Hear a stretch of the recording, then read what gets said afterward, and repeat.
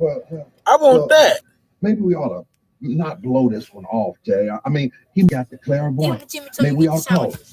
No, it's good. Wait, Daddy, you told me. So why you went to go tell me to give you the bread and bologna? Pausing and switching things out. There are people who are really, really good at video trickery that can, pull stuff off that you'd never be able to tell like that. That's when you get people like Passing Disillusion who come in and show you how things were edited. And as Callie said, don't believe everything you see on the internet, and that's the car is off. We like debunking type videos. So a lot of the time, people are just doing it for fun. I think it's funny. It's like, Ghostbusters? Hey, come on, Smitty, think about it. Look, we've been here for how many years? And all of a sudden, this place is mysteriously haunted. Well, maybe we just never knew it was haunted. It was haunted all along. Look, man, whether it's haunted or not, I'm good. No spirit has ever bothered me. Or maybe every single bad thing that ever happened to us just wasn't bad enough for us to pay attention to. I mean, if you really think about it, Jay, it's a lot of unexplained things going on. Like what, Smitty? Well, like Kenny, for instance, just shows up out the blue. Hey, I'm your son. And that's a bad thing. Okay, like my Aunt Lucy. How you explain her losing her leg? She had diabetes, and how she get diabetes for a lifetime of eating excess pies and cakes. Maybe. I'm not a doctor. Are you a doctor? You're not a doctor. I'm not a doctor. I'm just saying, Jay, isn't it just as likely that she got the diabetes because her nephew Smitty works at a haunted barber shop built on a Native American burial ground? Think about it. Now, look, I'm not going to buy into this crazy superstition thing just because you don't know how diabetes works. Unless I see something out of the ordinary happen, I'm going to continue to conduct business the way I have been for 20 years. Which is coming in this full-size industrial. You believe me now? Here's the basic idea. We are going to explore the how to analyze the project and starting with how it was originally made, scaling it up to an industrial-sized machine, and then seeing just how much we could dissolve in the water. Hey, babe. Now, the first what are you doing? I am redrying these paper towels. Look, it was barely used, and I figure if I redry them, I can save money, That is disgusting. Baby, what about the electric bill? And that's it. You see? Now you think of it, that's how they get you. I think you're going a bit overboard, but I thought about what you said, and I agree. I'm down to save a little money, which is why today I rented us a movie for just $1 on Blueband. See, look at it. I would prefer the bootleg, but Blueband is reasonable. Oh, thank you. Let me get you a tip. Okay. Man, I'm really glad you're on board with this saving money thing. I did the calculations myself. If I stop buying Moonbirds coffee, that's $5 a day. That's over $1,800 a year, baby. That's like a free month's rent. Exactly. Imagine how much money we would save if we did this for 10 years. Are you okay? Yeah. You know what? I will make you a nice hot tea. Oh, thank you, babe. I appreciate that. Sugar. I don't know what's going on, baby. This is actually I never ever get sick, maybe it's just allergies. It's weird. I'm not allergic to anything. Like he was saying, we're not the best. Well, the water's boiling. Got these little drips everywhere, but it's actually Hi, baby. So then you can Baby, why? This one takes a minute. So original candy. You got the OG candy. I don't even know if you call this cotton candy. Candy floss kind of works. Oh man, that's thin strings. Now come back over here. As fine as you get industrial. What's good? That looks a lot like glass. I'm kind of having a hard time mentally getting through putting it in my mouth, but it's Floss works. I could help. I got it. But I could help you. I got it. But I could help you. Little tips that we have that help you. Guys, I got a problem. I'm allergic to Angelique. Finer strings. In fact, you can't even really see individual strands because they're so fine. It really has to. What do you mean you're allergic to your girlfriend? That's what I said, Jay. I'm allergic to Angelique. And by allergic, you mean? Every time she comes around, I go into a sneezing rage. That is ridiculous. Oh, is it, Jay? You want to tell him or should I? One of Smitty's customers came in and said the place is cursed. It's cursed. And Jay didn't even tell us. It's built on an ancient burial ground. We don't even know that. And don't blame this haunted barbershop on Kenny's allergies. You agree? It's haunted. No, that makes sense. Why else would I all of a sudden become allergic to my girlfriend? That doesn't make any sense. Allergies develop when you get older. I wasn't allergic to shellfish until I was 35. Wait a second. Okay, new plan. Weren't you 35 when you opened this barber shop? Wait a minute. I was 35, but that's just a coincidence. Coincidence, my ass. I done seen a lot of unexplained things happening around here. Like what? Well, for instance, the light fixture fell last night. It was just a dangling, and then it came a crashing down and smashed into 1,000 pieces. Almost killed us both. Yeah, well, there's a logical explanation for that. Last year, you were in charge of putting it up.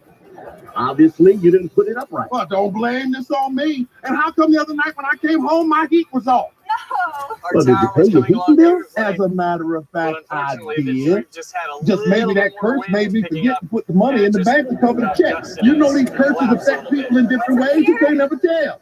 I don't know, Jay. What about you? You notice anything different? Absolutely not. Okay, so I did get a couple of parking tickets in a day or so, but that's because I parked in the red zone. 3 times in a row, though? See, I bet that ghost came down and painted that curb red after you parked. Smitty, don't be crazy. Look, I just didn't notice I parked in the red. Oh God, it's worse than I thought. The ghost that made my good friend Jay colorblind. What's gonna happen next, huh? You're gonna get a flesh-eating disease. They're gonna come down and it's just gonna be eating your skin off. It's gonna eat all up in the back of your head. Enough. I've had enough. Now look, are you gonna help me put up this lighting fixture? You know what? Never mind. I'll put it up myself. That way I know it's secure. Man, I don't know, Jay. I'm with Smitty on this one, man. You better be careful. Oh, yeah. Maybe the curse is real if my son is taking Smitty's side over mine. Okay, that was exactly that.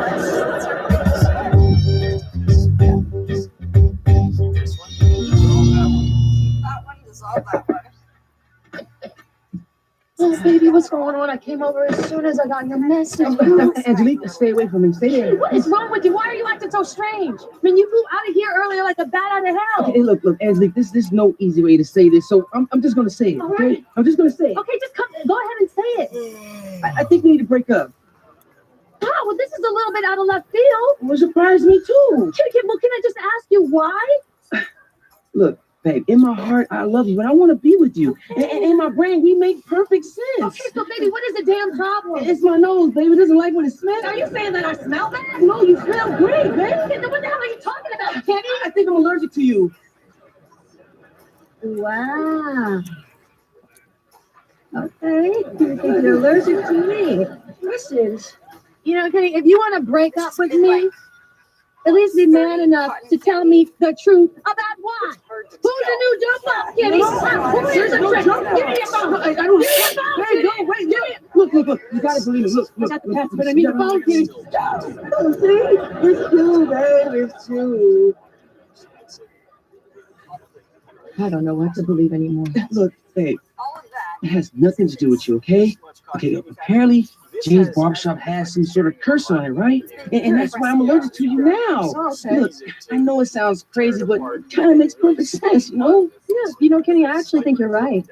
Yeah, I felt the presence earlier, and I couldn't put my finger on it. But now I think it was a spirit possessing me. See? Yeah. Oh, look, Kenny. It's got me again. It's take off from my head. And I can't control what it's gonna do. No. How's that for possession, Kenny? How's that for possession? Hey, it's not your fault. I know the devil made you do it. I know he did. You wouldn't hit me like that. You wouldn't hit me like that. No, you wouldn't hit me like that. It just doesn't make any sense. It makes all kind of sense. I hate to be the one to say it to you, Jay, but I think you're going to have to sell the shop. And then what? Do you realize how many people have died throughout history? I mean, this whole world is a burial ground. All right, but how much more got to happen for you to get on board, man? Here you go, Jay. Here's your buffalo wings and fries. Nice. And for you, Smitty, Borneo back wings. Maybe Yeah, you believe in curses? I absolutely do. Anytime a man has dumped me, I'm going to either slash his tires, carve my initials in his thigh, or put a root on. Not you two. Oh, well, I don't do it no more. But you know, my people are from New Orleans. I'm from a family of 6 good-looking, chunky, light-skinned girl. And we have a motto. You cheat on us, you don't cheat on nobody else. What's this all about? Turns out our barbershop is cursed. You got any advice? Burn it down, collect insurance money, and walk away? That's what I'm thinking about doing. Before you torch this place, I gotta go to the boys. What is he talking about? What's going on? Yeah, I know it sounds crazy, but there's been a lot of unexplained stuff going on. What's unexplained is, I see you running out trying to get out without paying the bill. Bring your little ass right on over here. Pull out your wallet before I have to pull out my pistol. Make it round, baby. That's so good. Okay? All right. Oh, change. Okay.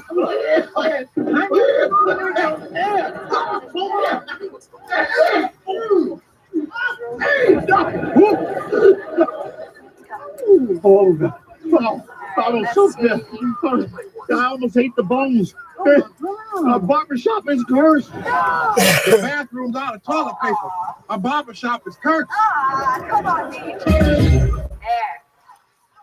No. I'm just gonna. Oh, denied. Yes. What time did he say he was going to be here? Oh, you choked on one chicken bone and now you're in a rush to see it. That's really cool though. Let's take like big old blobs at once. I'm so glad you two are okay. Now you did the right thing in telling me. Listen, I don't really believe in all this stuff, but I got some holy water from the liquor store. Way to get rid of cotton candy. Hey, listen, man, I have to admit, it took me a while to believe in what you were talking about, but believe me, I'm a believer. Dispense with all this small talk, Jay. What we gotta do to dispel all this evil? Yeah. Well, it's a complicated process, which is why we must start immediately. Now, basically, you have upset the spirits by conducting your business here, and we must make amends with them. Sitting down. Sorry. Basically, the ceremony is kind of like paying reparations. Wait, we have to pay reparations? Maybe I phrased that wrong. Okay, it's kind of like when you shoot a movie in gang territory, and you have to pay the gangsters, or else you find yourself dangling outside your window by your ankle. You better make it right with the spirits, Jay. I don't want to end up dangling no place. Exactly. So, I will purify the shop, causing the spirits to rise up, and then I will cast them out with a secret chant, and then I will rebuke any evil, uninvited spirit. Well, what happens if that don't work? Well, then you torch the place and collect the insurance money. I was just joking. No, I've seen this happen 100 times, and it always works. Now, for my services, I only charge $2,000. $2,000? Yeah, I didn't say it was going to be cheap. But you know what? That's too much. I will just pack up my things. You can deal with this here on your own. Damn it. Right. If it works, $2,000 it is. Excellent. Now, I will begin by purifying the bathroom. Yes. Well, after kind of a failed intro there, I just decided to go with it. What is... I'm telling you, Anthony, this exorcist guy will make me not allergic to you anymore. Did you hear that? Yeah, he's in the bathroom. Oh, you're all buying into this curse nonsense. I wouldn't call these spirits. Every single one is in the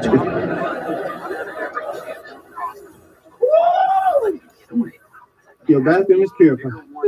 Don't I know you? No, I don't think so. No. We do know you. Aren't you that financial guru? Yeah, man, you Donovan Moneywise. Donovan Moneywise? No. Oh, you know what? I knew you were too big. All right. The gig is up. This place ain't haunted. What about all that crazy stuff keep happening? Coincidence. Bad stuff in life just happens. Look, if you tell enough businesses that they are haunted, you will at least get one that will pay you through the nose to exorcise the place. That's how I got rich in the first place. Man, I am going to kick your ass.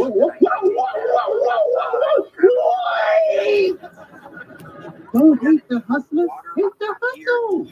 Come on, you two are some of the greatest hustlers ever. Robbers are the greatest hustlers invented. Think about it. You convince people that you can hair short while all the time it goes down. No, wait, there's no cursing. Why am I allergic to my girlfriend? I am sure I have no idea. Maybe she changed her shampoo or something. Anyway, I must be going, gents. There is a juice bar on the corner that I must exercise. Ka-ching! Oh, speaking of ka-ching, yeah, Playboy, give me my money back.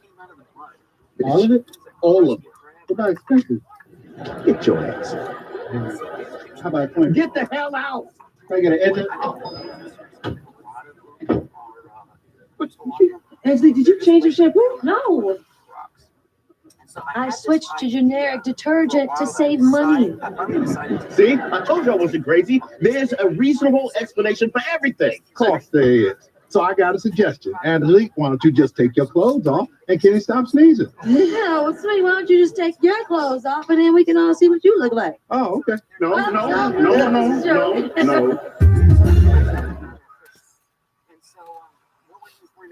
gonna swing this down. I'm gonna open the bottle just a little bit, so a lot of those juices and stuff get out. Has someone got a new phone?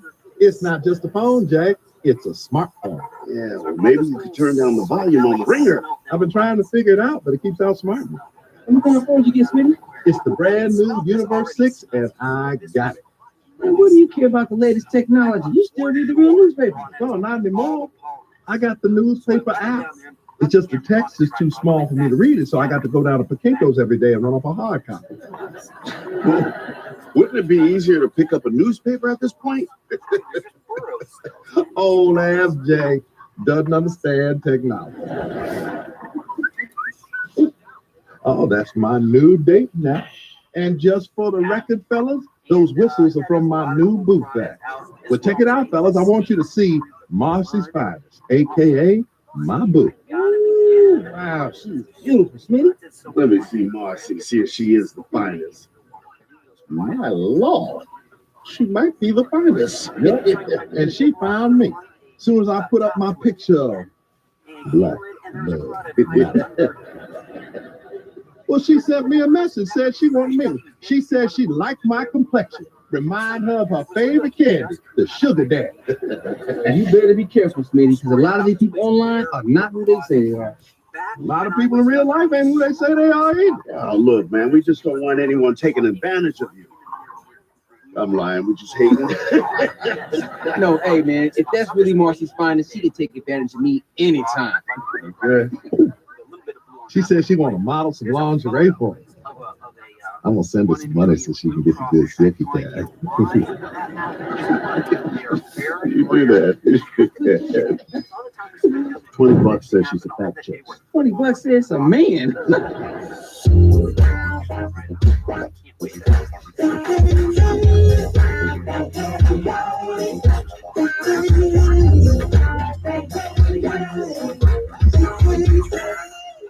I was determined to dig it out.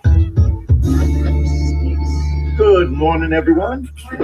Is it booth rent day already? Oh, no, it's not that at all. I was on my way to Moonbuzz to grab some coffee, and I thought I'd stop into my favorite salon and say hello. And Moonbuzz all the way? Oh, yeah, there's a Moonbuzz on every corner, Cheryl. Any direction is the right direction. I just happen to be going past the one by my bank. So, you want to join me? My treat. Is that the best you can do, Jay? What? This isn't some cheap ploy to get you to go out with me, but if something should happen between us sharing a cinnamon dolce macchiato, I can't be responsible for that. Well, if you made a sudden wrong move and sordid hot coffee landed on your lap, I can't be responsible for that. All right, I'm out. Hey, Jay, can you bring me one of those macchiatos? And I promise I'll be responsible for all my actions after that. Give it a try on any one piece of equipment, right? Whatever it is. I do it. It's going to be my lucky day today. They finally tricked Cheryl into a date with you? Yeah, no, she figured that out. You finally tricked Percy into a date? Will you shut up, Smitty? Hey, can you keep a secret? Yeah, you was like, I'm wondering if You sit your ass down. So I went to the bank to make a withdrawal, and they gave me extra money. Whoa, how much is it? $1,000. I counted it 3 times. There is a God. You're gonna take it back, right? Take it back? Hell no, Smitty. This is $1,000. But it's not yours. It is mine. You gave it to me. Possession is 9/10 of the law. What the hell does that even mean, Jay? Look, I'm with Smitty on this, man. I think you should take it back. What if I give you back too much change? I would buy you a calculator with my new money. That's not the kind of karma you want, Jay. What? I can't believe you, Jules. You know damn well you would both keep the money. I don't know, Jay. Any way you look at it, still. What kind of logic is that? It's not like I went to the bank with a mask and a gun and said, put unmarked bills in my duffel bag. Might as well, yeah. You guys are not going to make me feel bad about keeping this money. Oh, and I'm going to keep it. And if you don't like it, I'll just buy a new friend and a new son. Yeah, maybe I'll try a daughter this time. Crawfish nuggets today, and yeah, this should be fantastic. Should be interesting. I got some new equipment. I upgraded my. That must be my baby. She said she's gonna send me a picture of that new outfit I just bought. Really? What kind of outfit did you get her? Oh, I don't know. I just dropped some money into PayPal and she surprised me with something. That don't sound right, Smitty. I mean, have you met her or talked on the phone? Oh no. She says she's not into all that talking. She just likes to text and send pictures. And how do you know you're talking to who you think you're talking to? You might be just getting catfished. No, I don't really like catfish. I'm more of a yellowtail man. No, man, catfish. That's when you think you're talking to somebody online, but it's really someone else pretending to be that person. So you saying Marcy's finest might be even hotter than I think she is. I might hit the jackpot on this one. Maybe I'll send some sexy pictures to Smitty and draw. Hey, everybody. Hey, does anybody have the time? It's 4:33. And according to my new Rolex, bam, it's 4:33. Rolex? Look at that. Ooh, that is a fine timepiece there. You sure it's the real thing, or maybe you got fish too? Oh, no. This is the real deal. You see the second hand, how it glides and not tick? Wow, man, you must be saving up for a while to get that Well, one. you know, I always wanted a Rolex, and when I got that extra $1,000, I took it as a sign from God that he wanted me to have this expensive watch. Wait, one question, Jake. Where did you find a Rolex for $1,000? Yeah, well, let's just say I have high people in low places. Now, you sure they didn't just take that money out of your account? Oh, no. I looked online. It never happened. I am free and clear. It's coming out of somebody else's check in. Yeah, you should give it back, Jay. Give it back. Wait a minute. See, y'all are just mad because it didn't happen to you. Not me, because I don't steal. I didn't steal. I don't know, Jake. Sometimes God gives you tests. Yeah, and sometimes he gives you blessings. And judging by this Rolex, this is one of them. Oh, well, if it isn't Cheryl, my pretty and always punctual beauty salon manager, why is it that I'm seeing you exactly at 4:35? Nice photos, Jay. Actually, I just came over here to introduce my good girlfriend from college, Francine James. Hey, You know what, though? This is no photo. This is the real deal. I see your friend has good taste. You see, I picked up this bad boy today. Might as well tell me you picked it up. Tell me you got it from. All right, what you talking about? Yeah, they're just jealous because they don't have one. Nope. Jay got some extra money back from the teller today, and instead of returning it, he went out and bought himself a watch. Some call it lucky. I call it right on time.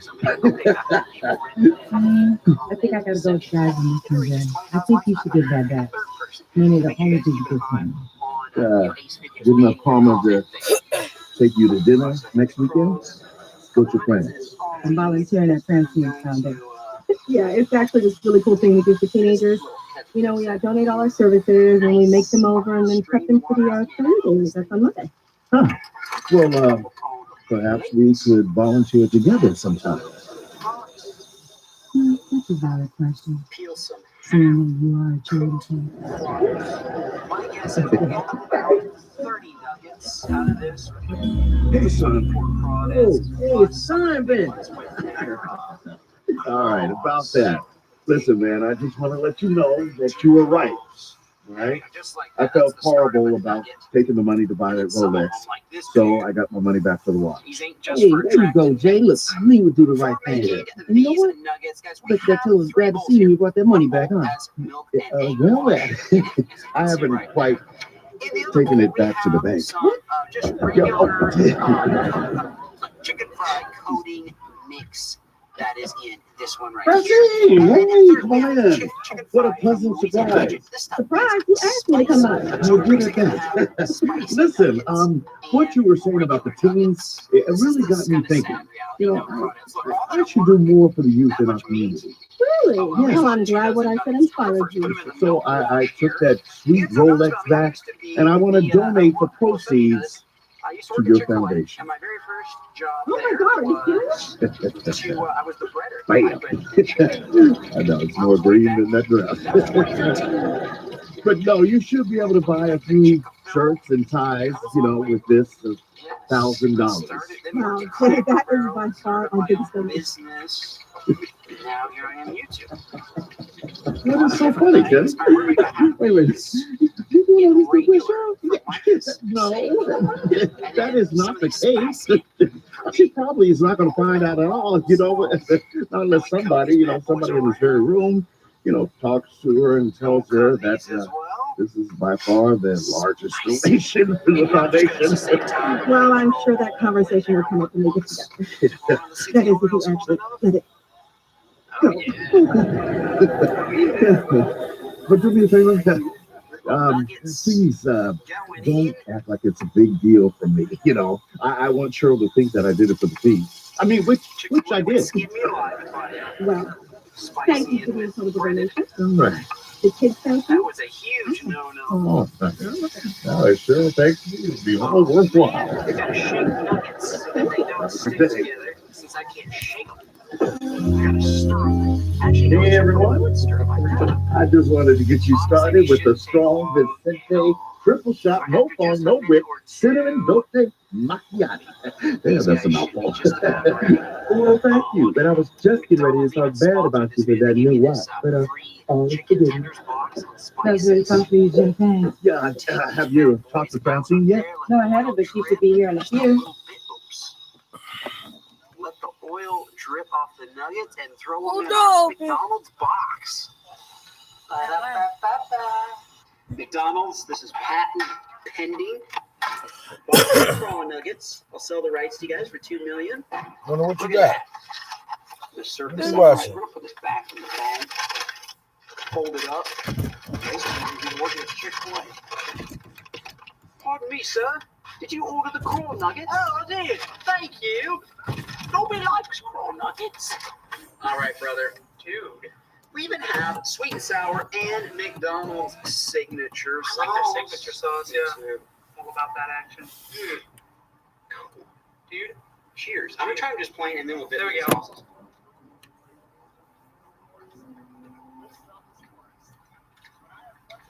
Dude, that's really good. That is no lie. Only truth. Really good. Wow, and they're crispy. I have to say, I'm not really a good cook, but I did make these right. They're not chewy or overcooked. You know what they're like? They remind me like a what are they called? Little chicken poppers. What are they? Popcorn chicken. Exactly. Popcorn. What's your quest this year? To learn, to connect with family, to have fun. Good food, but we are trying a new concept this week, Stanford. Yes. Golf ball. Hey, Jimmy, you wanna switch? Driving golf ball for itself. Love it. You really Amazing. Move back here. Huh? Move back here. Why? Yeah, that thing, I don't like it. It almost came. This is money I don't Yes, I'm going to keep things up. We got smoking. So we'll use a little golf ball. And then Aaron, what else? We've got our whiteboard there. We've got balloons. That's going to be filled with those like folks. My man, brother. Yeah. I didn't just. Oh, how good was that? Let's get into it.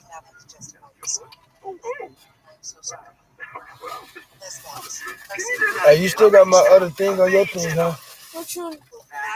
My other little knob. Yeah, he does. One, the other that dance on the table still. No, it's in my backpack. Oh.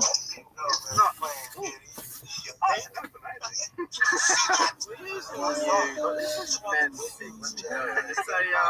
what they call a rogue, and it is, and that goes with us really well. Should we hit stuff now?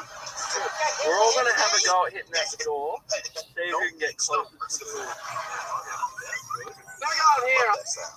Here, hold my computer back there, please. What? So how is your Mr. Lady? Oh, she's Oh, you can get back there? Yeah. Wait, no. Get the shoes off. Yeah. Listen, Smitty, I'm your friend. You got no space to scoot over? Nope. Yeah, you do. You got that middle seat. I'm sitting in the middle. You is? Yeah. So what's on the side of you? All my stuff. Well, that stuff gonna be squished. No. You sleep on this side. Oh, yeah. Oh, yeah. You can just sleep on. Can't you put a seat down? Donated the money to that non-profit lady. Don't be messing with my seat, man. Don't let the seat back. That's what he's doing. You sit that way and stretch your leg. Oh. Our computer? That's how these things work. I didn't like I'm the only one daring enough to keep the money. Come on, man.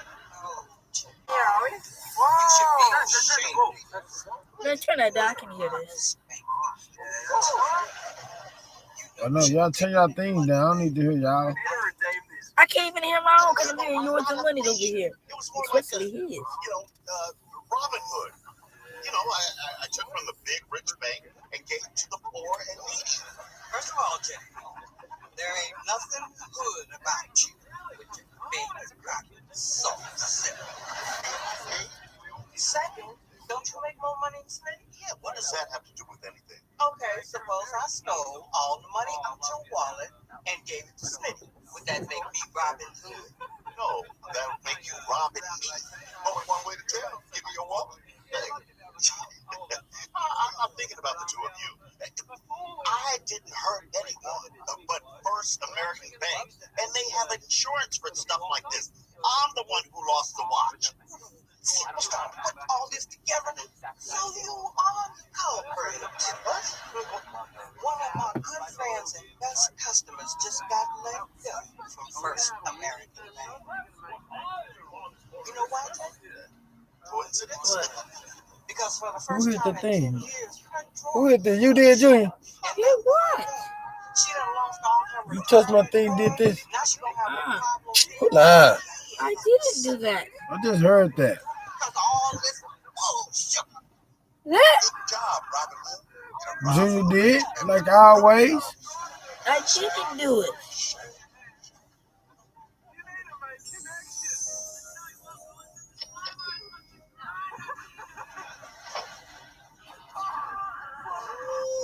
Look at you, Smitty.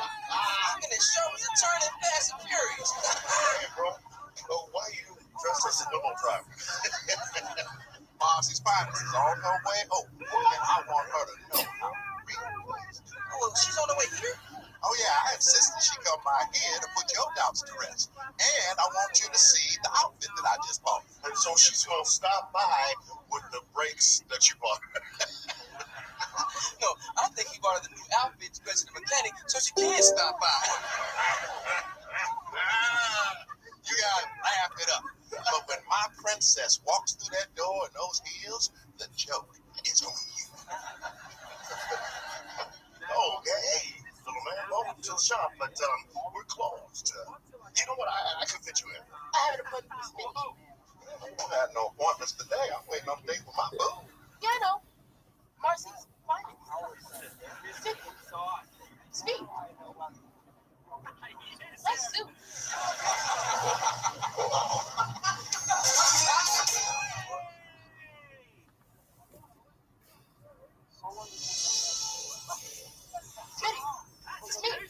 Give me the soda. What soda? The big blue one.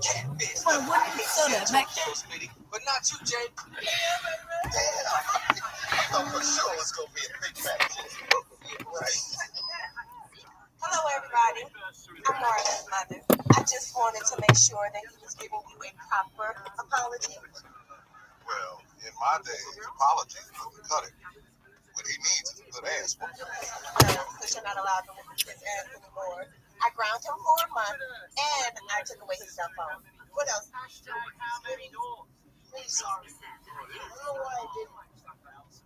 It's just I just thought it was fun. And it was so easy getting money.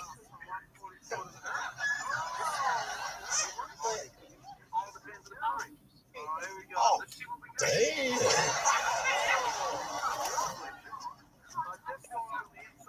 Well, I guess that's all right. But you're not getting off that easy. I'm calling the police. Your little ass going to jail. Sorry. You gotta do all of that.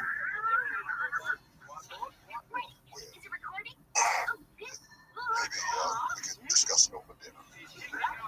No reason for me to waste words. Sounds like an easy compromise. I believe it. Well, I'm slipping. And I'll see you. Sounds good. I'll call you after I drop Marlon off. I'll get your number from him. Bring your little ass home. Come on.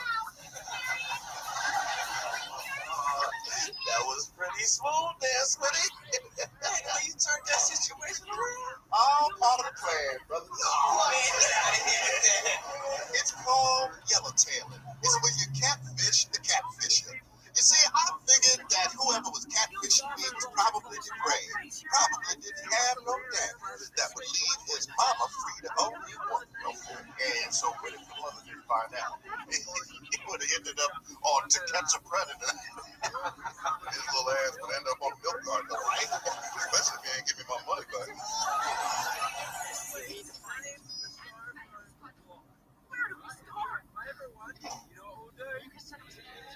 Sure. What do I owe you? No, stop. I heard that you paid back that $1,000 and made sure they were not in trouble. So where'd you hear all that? From Mabel. You told her to make sure you tell me. I also told her not to tell you that I told her to tell you. Did she tell you that? I just meant to say. Well, the right thing cost me $1,000. And I got to tease myself to watch that. That's karma. Karma also wanted me to tell you that if you wanted to take me out this weekend, I can. Don't be in the seat. Huh? Diamond on the seat. Chicken breasts or spinach. Anything. I know, yeah, I'm tired. I know. Yeah. Yeah, I'm not tired. Oh, yeah, I am. Just don't know.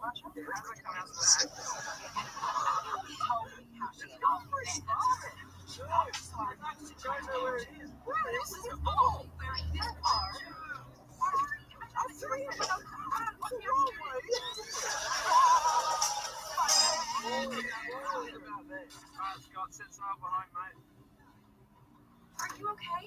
Oh, thanks. She knows exactly how to push this button.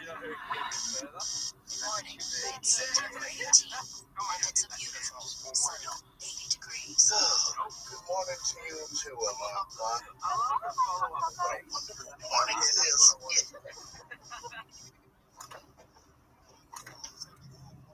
Good morning, Kelly. What's so good about it? They just beat the race by 5. Son, there's more to life than just football. Life. I don't know what you're talking about right now. It's 4 seconds left on the clock and Pitcher's got the ball, man. Oh, who cares about football? I'm talking about love. Tonight's my first date with Cheryl. So that's why it's a good morning. That's good for you, man. Right now, oh, it's over.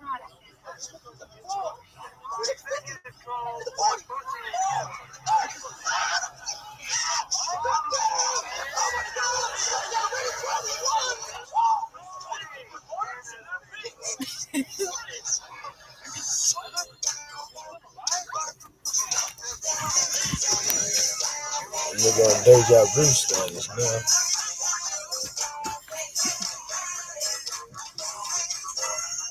Hey!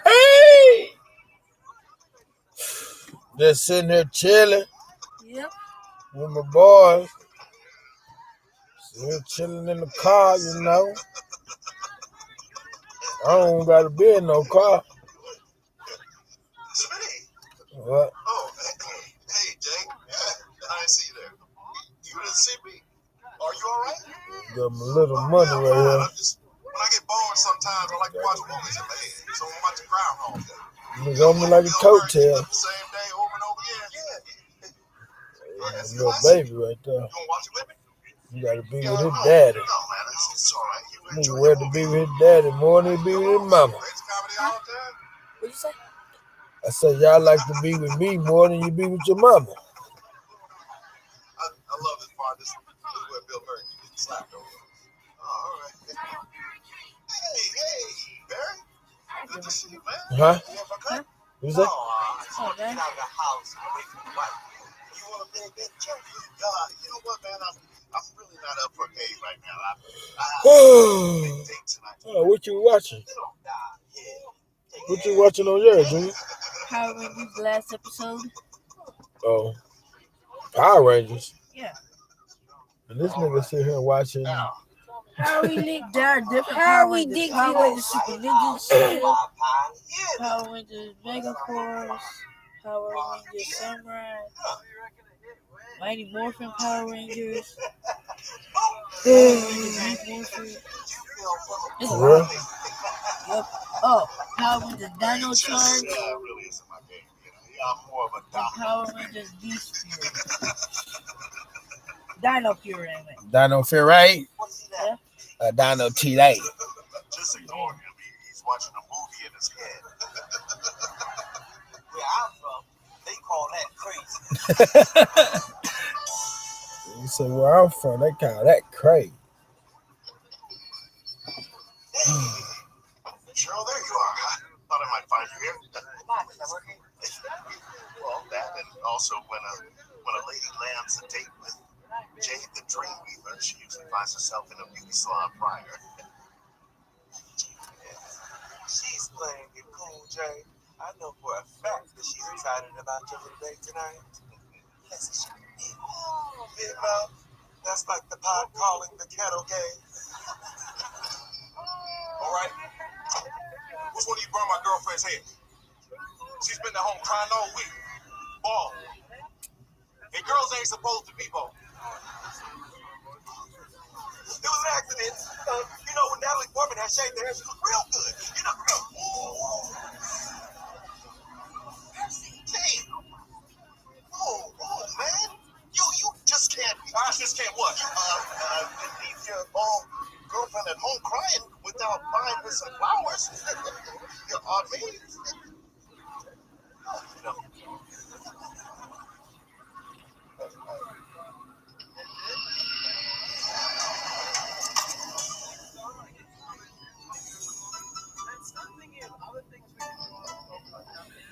That was scary what happened to Percy earlier. Oh, bless you. He's so crazy. Yeah, I was really concerned about Percy. But you know what? Let's make tonight about us.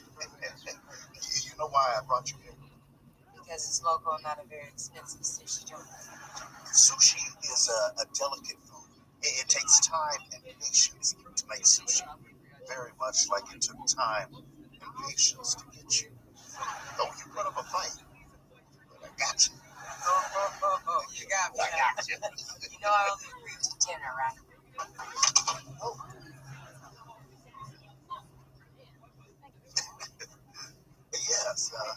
Yes, of course, dinner.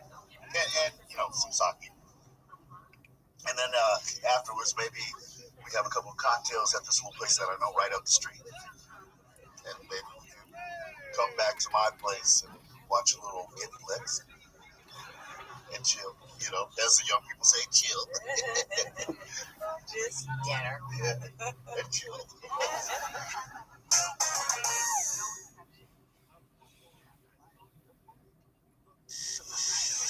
Good morning. It's September 18th, and it's a beautiful stupid clock. And what's so good about it, huh? Good morning, Kenny. What's so good about it? Paige is beating the Raiders by 5. What? Didn't they play yesterday? Oh, man, look. There's 4 seconds left on the clock, man. Paige has got the ball. It's over. Kenny, this isn't funny. I know it's not funny. My team about to lose. Oh, wait, they fumbled. Oh, it's a 50. Oh, the 40. The 30. Ah, the 20. The 10. I just did. We won. The Raiders won. Woo! Those was a good morning. Yeah. Talking about, man.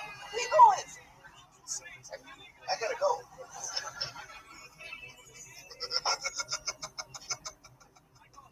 Hey, Smitty.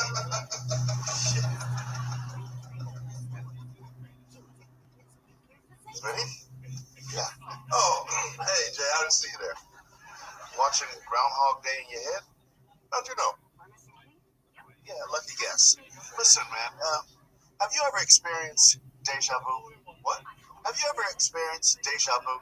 Yeah, when you asked me twice. Yeah, forget it. Go back to your movie. All right. Barry, right on cue. What's that supposed to mean? Yeah, getting away from your wife?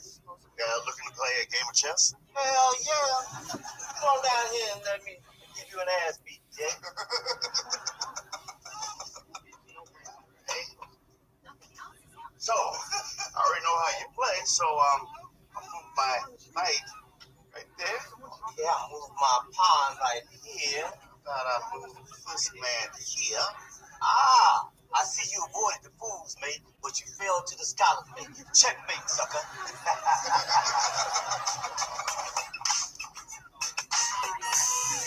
Cheryl, there you are. Yeah, at work, I am. Could I ask you perhaps a strange question? Sure, why not? Yeah. We do have a date tonight, don't we? You already forgot? No, just confirming. Yes, we have a date. Good. Have another chance to make a good impression. Another chance to make a good impression. Don't worry about her, Jay. I know for a fact that she's excited about your little date tonight. Yes, Big mouth. That's like the pop called the kettle game. Oh, and Percy, before I forget, be careful today. Why would I need to be careful? All right. Which one do you burn my girlfriend's hair? Yeah, that's Percy over there. But couldn't we settle this without... Oh! Jesus! Yeah. Sorry, Percy. I tried. that was scary what happened to Percy earlier. Bless you. Anyway, you look so crazy. Oh, yeah. I was really concerned about Percy. Well, concerned with violence in general. You see, that's what my nonprofit's all about. Yeah. Wow, I didn't know you did charitable work. Yo, are you kidding? Yeah. What do you think my name stands for? Jay the Dreamweaver. I thought it was just a nickname that you made for yourself. What? No. You see, I help others achieve their dreams. Just last year I went to Africa to help invalid orphans get into college. Yep, that's what I did. Where in Africa? Right there. Yeah, the war-torn part. Yeah. What college did you get him into? We were going to send them to Howard. Harvard. I got him in Harvard. Harvard? Yes, Harvard. It wasn't easy. Yeah. So if I called Harvard right now, they would tell me. Call up. They would tell me how many war-torn African invalid orphans that they accepted last year, thanks to the charitable works of Jay the Dreamweaver. And so many birds out there on that chess club and swim tree. Whoa. All right. She needs a scotch. It's all good. I think you're pretty pathetic. We're making up stories just to try to impress me. I might have embellished a little bit. Oh, just a little bit? Yeah. So how many did you get into college, Jay? How many? There is Imoya, but she had to drop out because she got pregnant. So closer to 0. Yeah. Check, please. As a matter of fact, dinner is being sponsored by the charitable works of Jay the Dreamweaver. Give it up.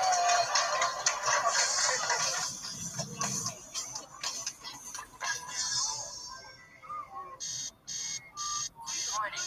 It's September 18th, and it's a beautiful, sunny 80 degrees. It's today again.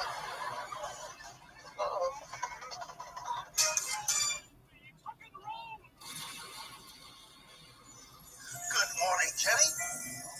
Oh, so good, Bob. Pages beating the Raiders by 5. I'll tell you what, I'll bet you $200 that the Raiders win. Look, I don't know if you bet against my own team, but there's like 4 seconds left on the clock, man. Patriots got the ball. It's over. 3, 2, 1. Oh, the ball! Oh, the ball. Oh, the 40.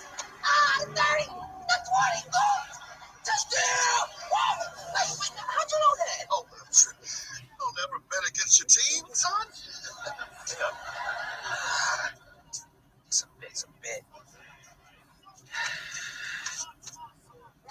Yes. Time to have a little fun.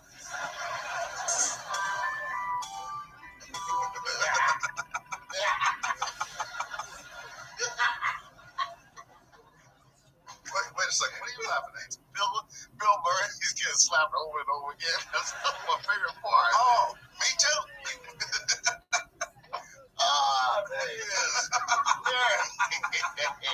Getting away from the wife, huh?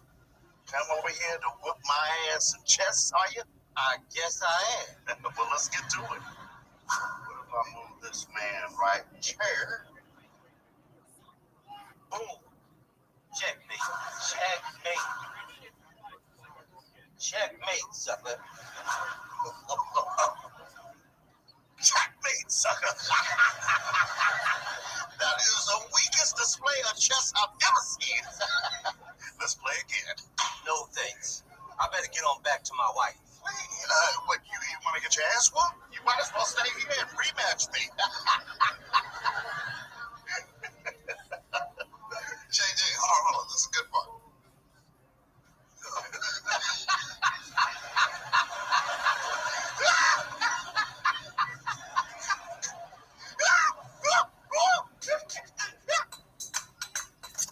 Hey, Sean. Random question.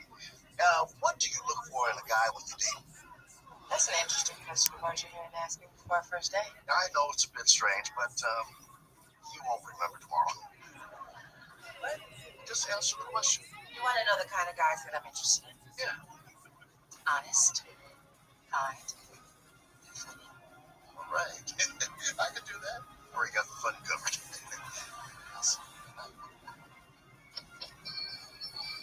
All right. Which one of you burned my girlfriend's head? She's been at home crying all week. Oh, and girls ain't supposed to be both. I know I'm gonna regret this, but excuse me. Oh God, Duke, I need some ice.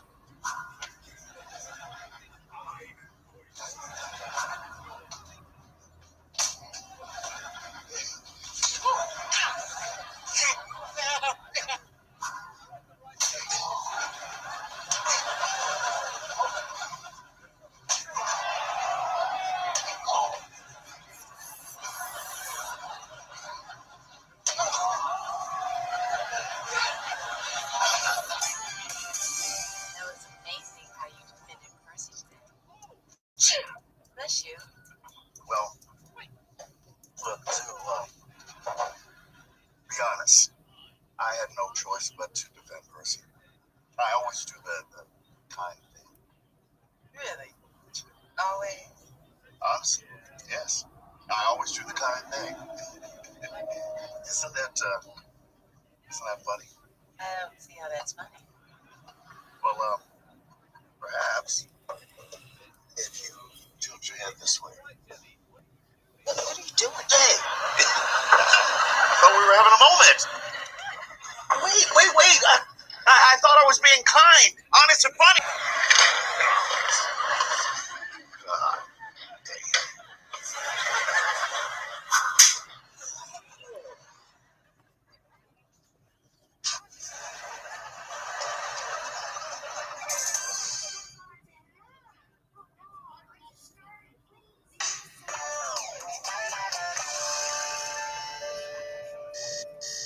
Good morning. It's September 18th, and it's a beautiful, sunny 8 degrees. Good morning.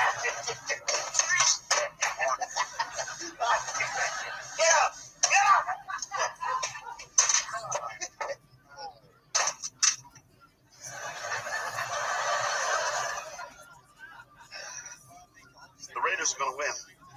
I wish. You want to bet? I hate to bet against my own team, for sure. You pick the amount that we're betting on and leave my winnings on the table. Holy bubble!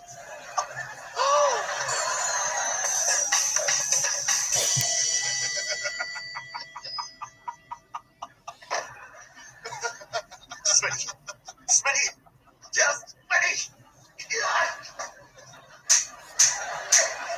Snap out of it, buddy! Listen, how does Groundhog Day end? How'd you know I was watching Groundhog Day? Because I know everything, Smitty! What did you call Groundhog Day, huh? The greatest comedy of all time. Well, I got news for you, buddy. It's not. It's a horror movie. Imagine living the same day over and over. It's the worst torture anyone can experience. So I'm gonna ask you one last time. How does Groundhog Day end? How does Bill Murray get out of it? He learns to be nice to his kid. And then he sleeps with Rita and then the movies. Nice to people. Yeah, I can do that. All right, now. Sorry about your shirt. Hey, get the hell out of my way, Barry. I'm trying to be nice to people. Hey, Cheryl. I've known all sorts of women in my life, but you are one I have not figured out yet. Not figured out yet. We haven't even been on a date. Yeah, I know it may seem that way, but I feel like I've known you for a long, long time. And these are for you. I appreciate a challenge. Hey, Jay, do you have something for me? As a matter of fact, I do. As a gift to you, I'm going to handle this. Handle what? All right. Which one of you? Hey, can I speak to you for a second, man? Listen, man, I know you're mad.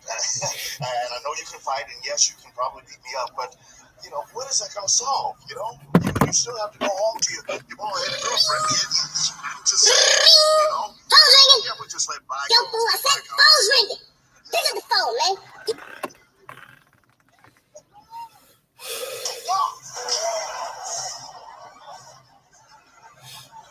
Oh, that's Kenny.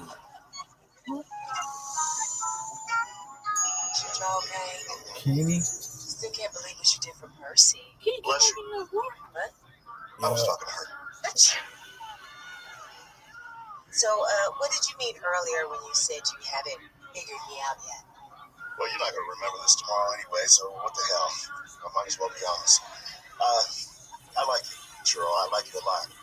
And in the past years, well, I've learned a trick or two to get women to like me back. What kind of tricks? You know, manipulating information in a way that it makes me appear more positive way. Yeah, lying.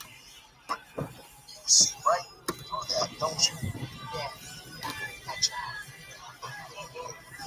Well, hey, I have no tricks. All I can offer is JB for a few hours of sushi. And if that's enough, great. And if it's not, well, that's a shame. Well, Jay, I may have picked you wrong. Excuse me for a second. No.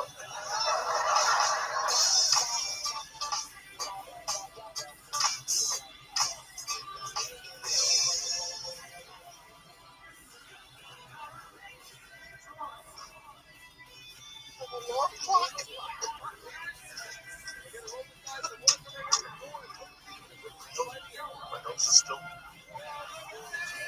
I'm back.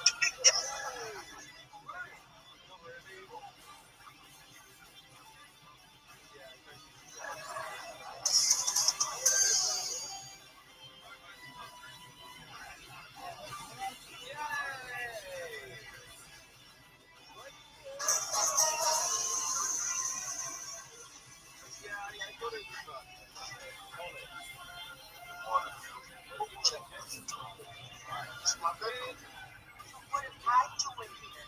Well, it's bound to happen. What was bound to happen? Two people attracted to each other. After a few drinks, you know. Don't tell me. There was some tequila in our margaritas that we had, and probably some tequila in the tequila shots that we took. Woo! Where are my clothes? Please. Right here. There you go. Oh, Cheryl. Apparently, you got a piece of Janie, the dream weaver.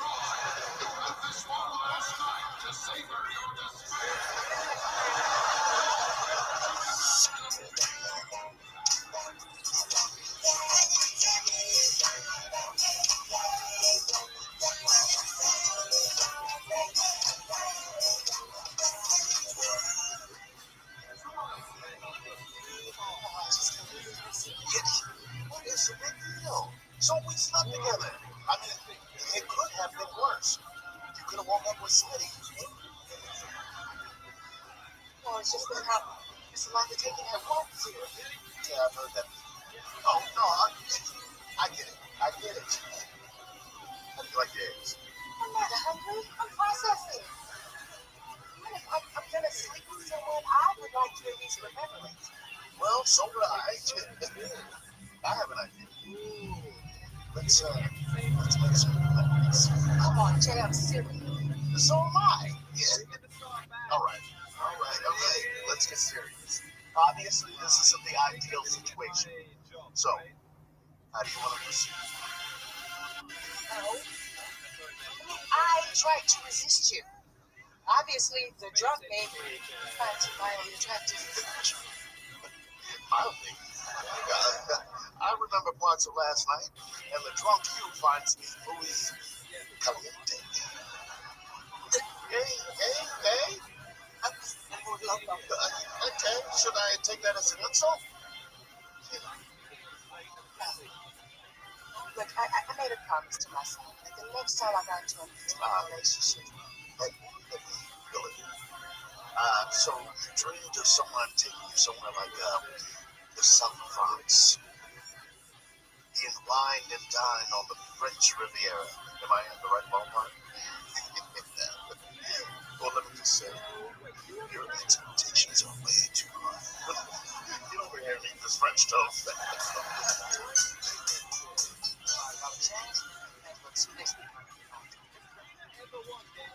next. Well, I don't want you to wait behind, so I'm not next. I'm going to have to find a better qualified partner. Oh, man, we couldn't hear. Like you look for a plastic surgeon. When the picture the last time you walked out, you must have got me in free. This is fair. How'd you get out? Man, whatever. Listen.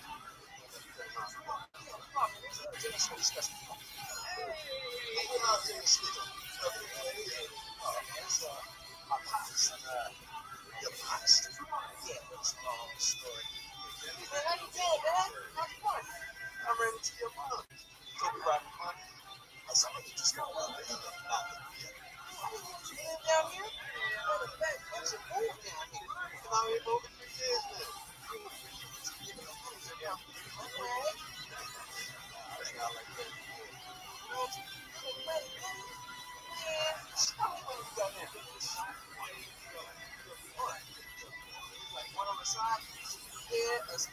Thanks. Oh, but that's not what that's all it takes.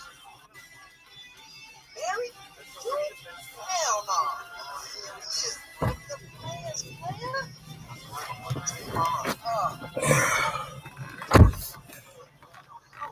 Wow. It's all good. I didn't break that down like that. But hey, whatever works your boat, brother. No problem. Nah, man. Tony's my wife. It's your Antoinette. Oh, okay. See, that makes more sense, man. What doesn't make sense is how to snatch you off the market. That's the good I've had. Oh, goodness. Oh, fuck you. Still happy, man? Yeah, about that. Me and old girl didn't make it. Man, I'm sorry to hear. Oh, man, it's cool. I got a new honey tip. You know, we didn't think about going to the chapel anytime soon. Why not? Your life's too short. What? Who am I talking to? Bennett. Bennett? Bring the homie Bennett back to the trip. Just changed. Put it better. Wow, brother. Next level. Preaching. What? Kid. Man, looks like you're running this place by yourself. I know, man. Where's everybody?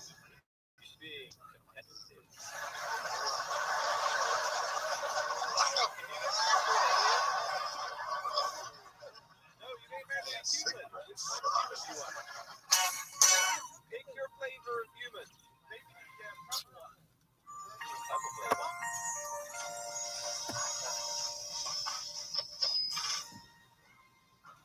Hey, about that time. Where the hell you been? Where's Smitty?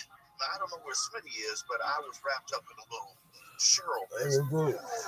So money can go to bed. Or maybe. I think so. I don't know. We had a bit too much to drink. That explains all the empty bottles and the Who's Your Daddy talk coming from your room. So wait a minute. You heard Who's Your Daddy? Yes. Oh, man, then it must have went down. Who's next? So, was it all you expected it to be? Oh, man, I do not kiss and tell. Especially when I don't remember enough to tell. I heard that. So has it been busy around here? Oh, man, hell yeah, it's been busy. Had to cut a bunch of your customers. And don't ask for the proceeds either. But you know what was real cool? One of our partners I grew up with came by and kicked it. What? Wait a minute, you had customers waiting and you were busy kicking it? Come on, man, you wouldn't even hear yourself. Anyways, man, this is real tight back in the days. Boy was like one of the biggest players in the Bay Area. Came down here and got snatched up. So he got married? Yeah, man. I didn't even see it coming. In fact, got me thinking. Thinking about what? I mean, well, you know, me and Angelique were real cool and kind of miss having someone to come home to, other than you. Man, you just got out of a relationship. I know, man, but that was the wrong one. Hey, so you're thinking Angelique is the right one? Well, no, man, but it's all a crapshoot, right? I mean, who would have thought anybody would divorce Holly Berry? Yeah, you got a point. Listen, man, normally I would tell you that marriage is for suckers. You know, I've been a sucker once or twice myself. But you know, when you find that right one, you got to roll with it, man. I mean, who knows what's going to happen with me and Cheryl? Come on, Jay, you barely know that woman. Wait a minute, who is the father and who is the son in this scenario? No, I'm just saying, it's not that I wouldn't marry Cheryl, but, you know, it's not out of the question. Yeah, think about it. So, Jay, you mind covering for me? I want to take my boy Benny out to lunch for Maples. So now you just going to leave me. Where the hell is Smitty? Oh, man, I'm trying to die with dignity. It's open. Open? Is that how y'all do it in this neighborhood? Oh, ain't nobody gonna rob me, Mabel. Don't test me. I love a challenge. Hey, but what are you doing here? I got a remedy to knock that cold out. I got chicken beak soup with garlic and ginger because you know all the nutrients are in the beef. I got orange juice, grapefruit juice, cherry juice. You gotta get that vitamin C up in you. So there is a job. How'd you even know I was sick? Well, I might be older, but I'm big on social media. I saw your tweet, bro. You're the only one to follow me. I guess that's why Jay and Kenny haven't even called. You know, my head's been hurting all day. You mind running me over to the doctor? The doctor? The doctors don't know nothing. I got a remedy here that's gonna knock that coal out quicker than Usain Bolt if his ass was on fire.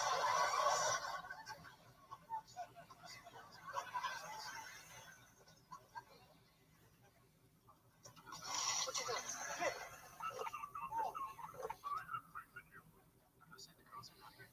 That's terrible. Well, Smitty, I wasn't expecting you to drink it. You were supposed to smell it to clear your sinuses, but I guess a little feet juice don't hurt no. You all right? You look like something's going on. Smitty? Hey. Smitty? Hey, you need a little help in there? I noticed you didn't have no backflap.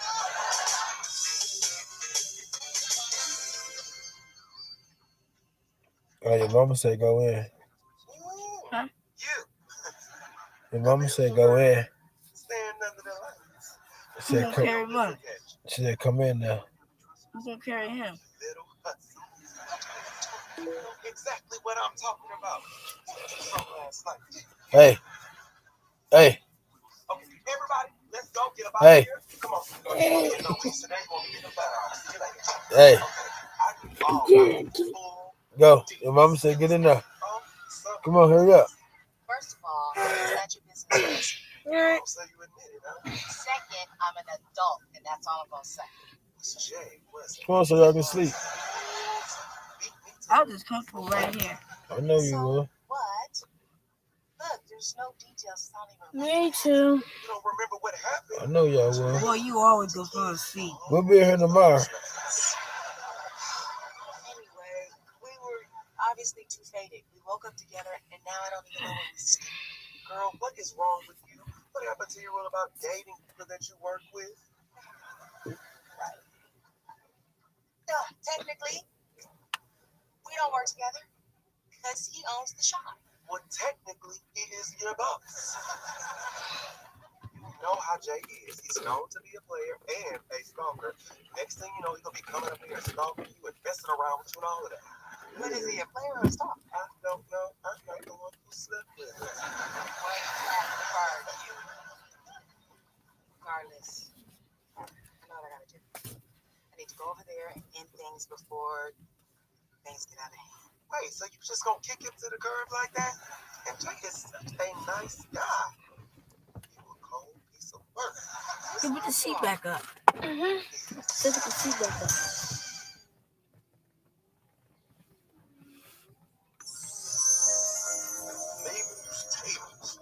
What's good here? Oh man, pretty much everything. You can't go wrong with the mac and cheese and the candy yams. Get it by. Right there, cook. Don't be messing with us. I want to talk to you about what you said earlier. What? You know about You better settling have down with left a girl. that door unlocked.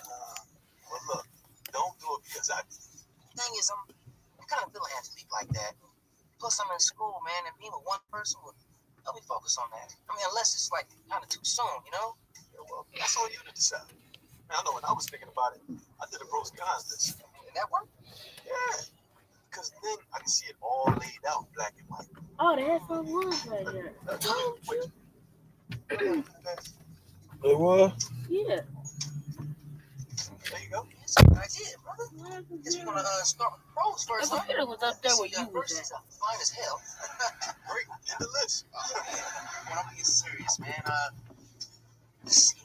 You still got your blanket in here, right? She definitely has a sense of humor, man. I mean, it's kind of like the right thing to do. So, what about the cons? You know, she does have this annoying thing where she acts like questions really fast, one after the other, man. Like, where you at? Where you going? Right. It's crazy, brother. But she's cool. She's cool. You know, she does have a kid. How do you get along with the kid? I actually get along with the kid kind of great, but would I prefer her not to have a kid? Right. No, not a story, you know? All right, so what's another con?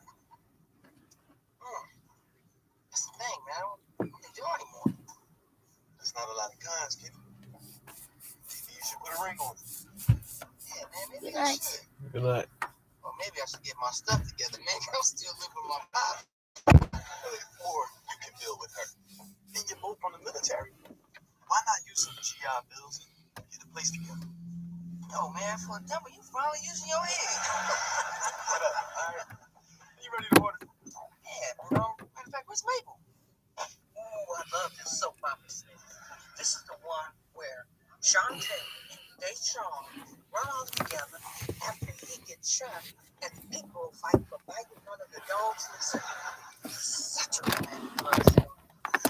I'm gonna have to start being orange. It's up there before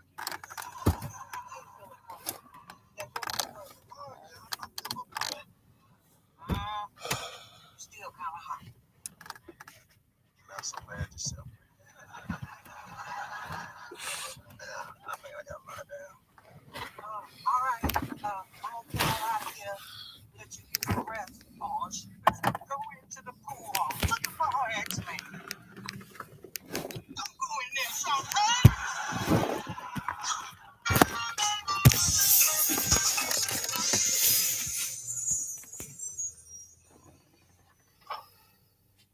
Hey, Jay. Yes, my baby. I'm almost finished cleaning out here. You want to grab some dinner? You like Mexican? Jay. We need to talk. And there we have it. Whenever a woman says we need to talk, whatever follows can be good.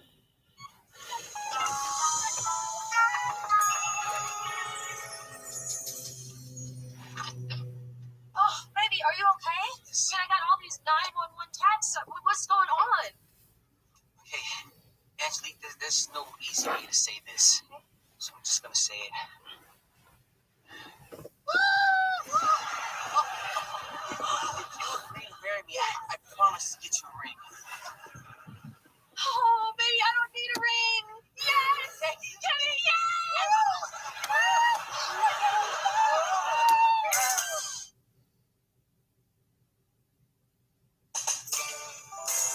Oh, my gosh, Kenny. Oh, baby, you have made me the happiest woman on earth. You know how I do. I can't wait to call my mother and to call my sisters. I know.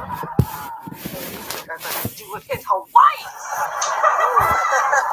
I was thinking more like downtown at the courthouse, but Hawaii it is. This is so unexpected.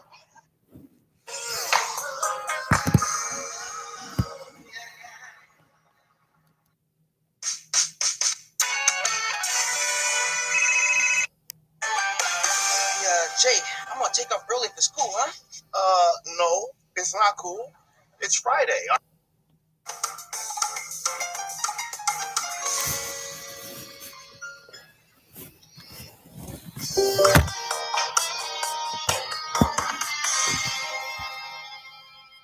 You don't know what you're talking about.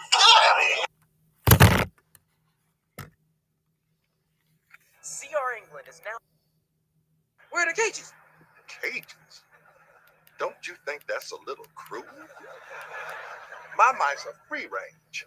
They live in that hole right over there. They come and go as they please. That's the way to treat an animal. Anyway, hope you have a good time studying.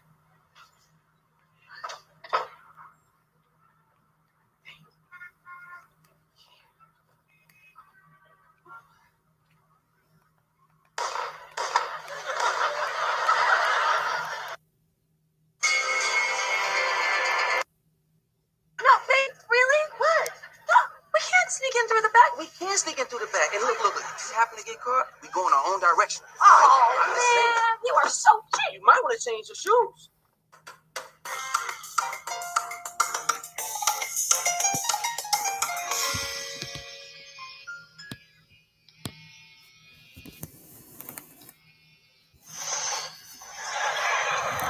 What you doing? I'm not finished cutting your hair. You can't be walking out of here with a afro. I must leave this place now. I am sensing something.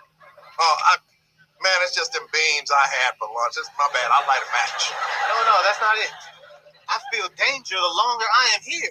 Danger? What you talking about? Huh? I sense the spirits. A very evil spirit. Man, get the hell out of here. Yeah, well, because we had a crazy person scare away all our customers. Besides, we're... Let me get you a tissue. Okay. I don't.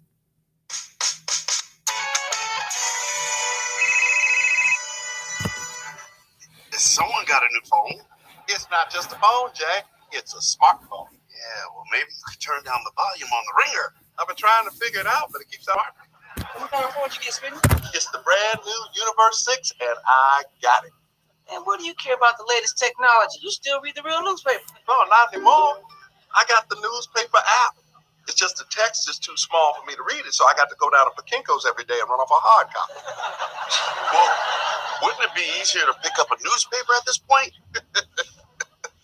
Old ass Jay doesn't understand technology. Oh, that's my new date now. Nope, and I'm just not for the going back record, up in fellas, that those house. whistles are from my new boot bag. Nope. But check it out, fellas. I want you to see Marcy's finest, a.k.a. my boo. Wow, she's beautiful, Smitty. Let me see Marcy, see if she is the finest. My Lord, she might be the finest. And she found me. As soon as I put up my picture of black love. Well, she sent me a message, said she wanted to meet me. She said she liked my complexion. Remind her of her favorite candy, the sugar daddy. Me? At least be man enough to tell me the truth about what? Who's your new jump off, Kitty? Who is the trick? Give me your phone. Give me your phone, Kitty. Look. You gotta believe me. Look, I got the password. I need the phone, Kitty.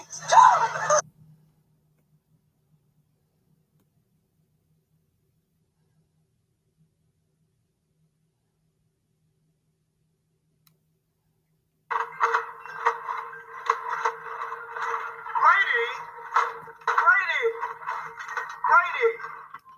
Oh, hey, good golly, what happened to you? Well, I fell off the back of the...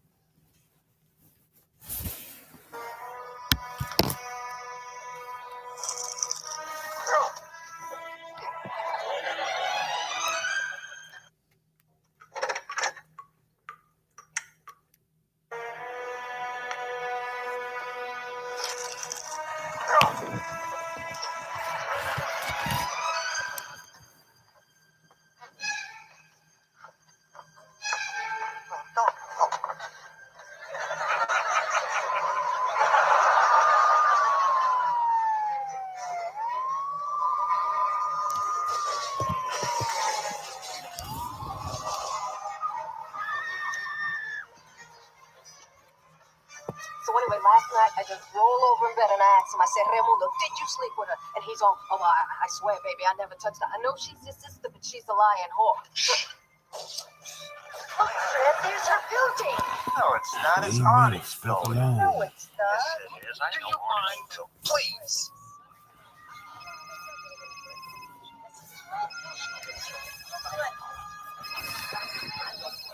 Hello? Yeah. I'm at the movies.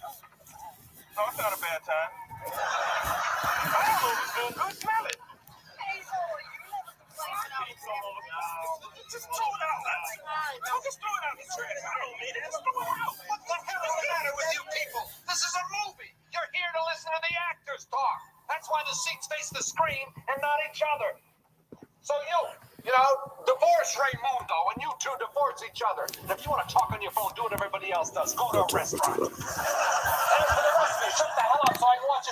me in peace.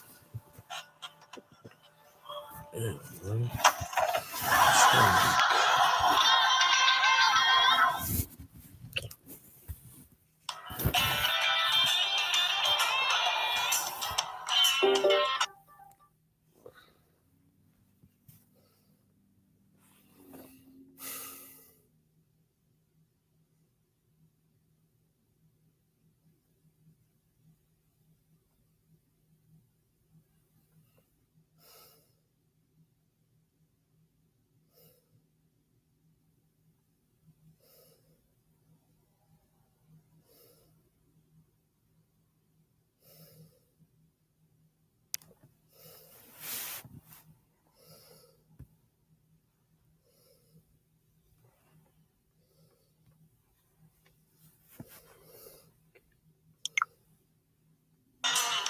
Sometimes I feel like the last civilized person in this city. You know, all I wanted to do was go to the movies. I barely get past the opening credits before every schmuck in the theater decides to host his own talk show. I finally just had to walk out. You know, whatever happened to common courtesy? I swear, people have absolutely no regard for anybody but themselves. All right, let me guess here. You wanted to save a nickel, so you went to the bargain matinee. So? So, that was your first mistake. Matinee, bring out the rabble. Your low rent types. Your hardcore unemployable. Not to mention all those old pudding chunkies who barely know they've left the house.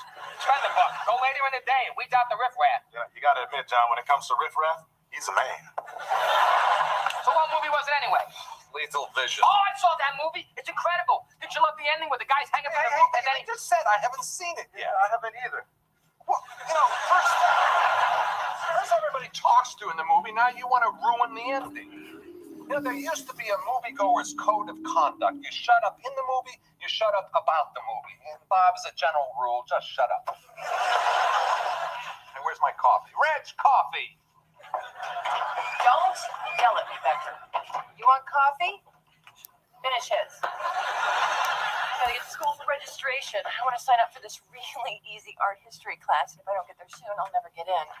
Fine, I'll just smoke my cigarette. 10 fewer. Man, I slept good in this car yesterday. Listen, Jake, I don't know how long this is gonna take. So if I don't come back, Can't even look up sleep for me. enough. Slow down, Reg. Can't even put my phone down. Put my phone down. They're gonna go through my phone and And shit. it says that handicapped students get their pickup classes. Sad. Can't even sleep, man. So, as luck would have it, your luck, not his, you happen to have a handicapped friend. Screw you, Can't even Bob. sleep. They gonna go through my phone. Like it takes a special ability to walk into a lamppost.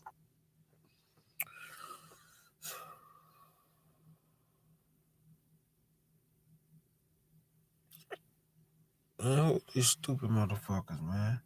I know I should have. Damn. See, I changed it to put subscribers only. I don't know who the fuck this is.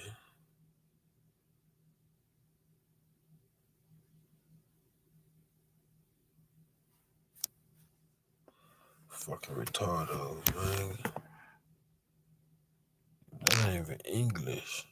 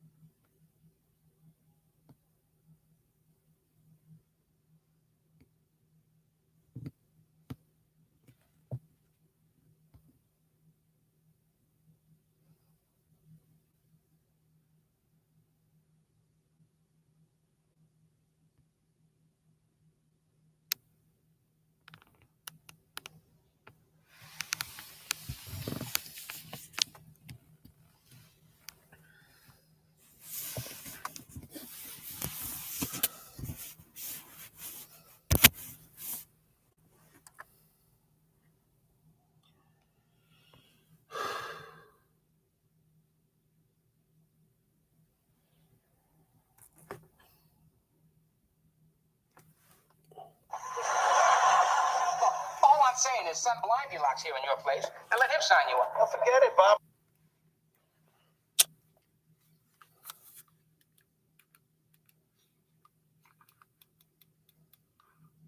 Reg would never ask me to do anything like that, right, Reg? Right, Reg? need this course, and you could go right to the front of the line. Come on, Jake, use your powers for good.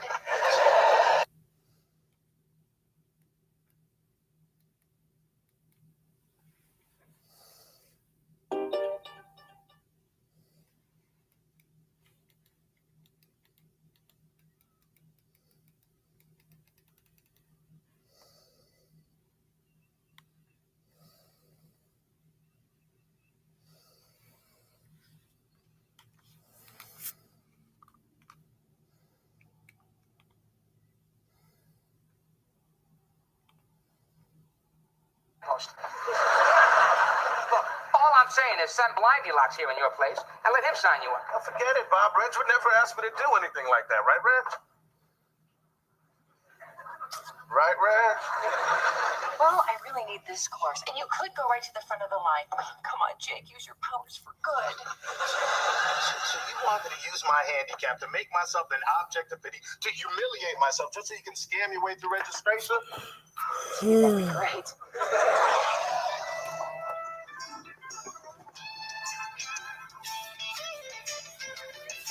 Look, Louis, I am not going to keep going home and making dinner if you're not going to be there. But this is the third night this week. What do you mean you don't want to talk about it? Fine. If you don't want to talk about it, then we won't talk about it. But believe me, when I get home, we're going to talk about it. So, Margaret, it's not like I overheard a phone call or anything, but I'm sensing that there's a problem with you and Louis. Do you want to talk about it? Linda, there is nothing to talk about. Hey, I hear you. I hate it when something's bothering me and people won't leave me alone. Exactly. Like they think it's gonna make me feel better, even though I say I don't want to talk about it. Exactly. Because when I'm Linda, I don't want to talk about it. Now leave me alone. You don't have to tell me twice. Okay, Linda, who's up? Something's going on between Margaret and Louis. She's really upset, and I think she needs to talk about it. But remember, you didn't hear it from me. There are only 3 of us in this office. Who else would I have heard it from? Mrs. Palasinos isn't too. Margaret, Linda says you have something you want to talk about. She's wrong. I don't. Well, there you go. Problem solved. Oh, don't schedule anything for me after 4 o'clock. I'm leaving early to go to the movies. Didn't you already go to the movies? Yeah, long story. What movie are you going to see? Lethal Vision. Oh, that's a great movie. Especially when you get to the surprise ending where the guy's You say one more word about that movie, you're going to have a surprise in.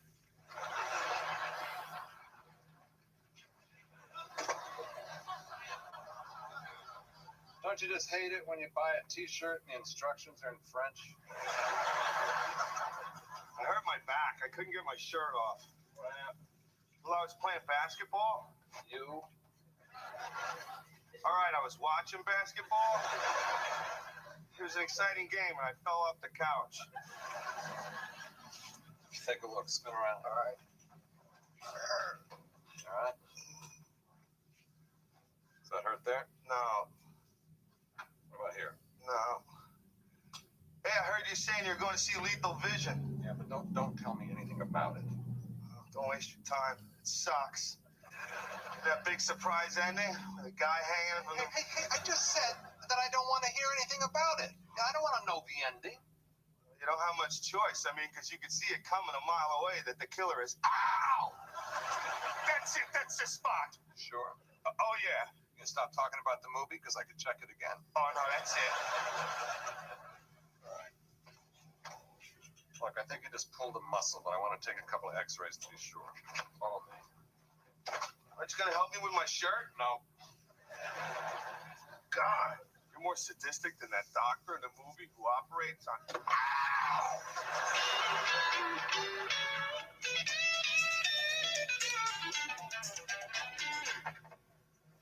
Hey, Rich. Finally! Jake, where have you been? You left hours ago. Oh, so you're worried something happened to me. Yeah, right. So, into that class? Okay, now don't be mad, but no, I didn't get there. Oh, I mean, look, it was crowded. College kids were... I'm sorry. To begin with. I'll go down there myself. You're welcome. Oh, yeah. Thanks.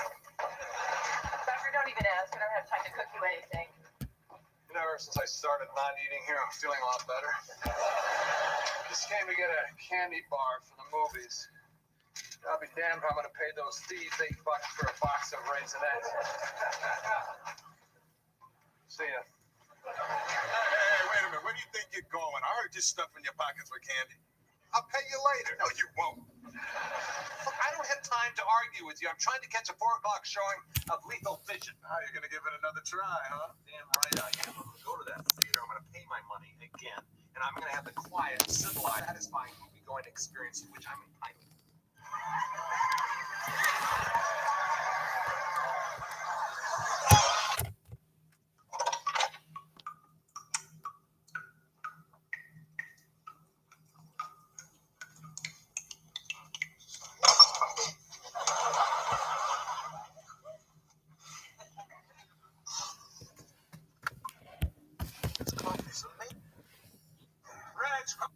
Sorry, I haven't told you yet.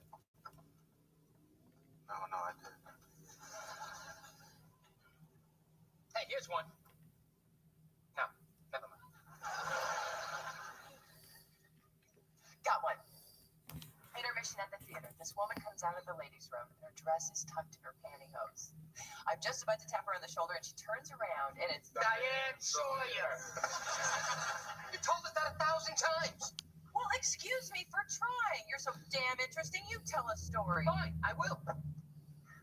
Okay, now the night I got engaged to the former Mrs. Bob, I took her to this fancy foreign restaurant, right? Heard it. And Bob, Taco Bell is not a foreign restaurant.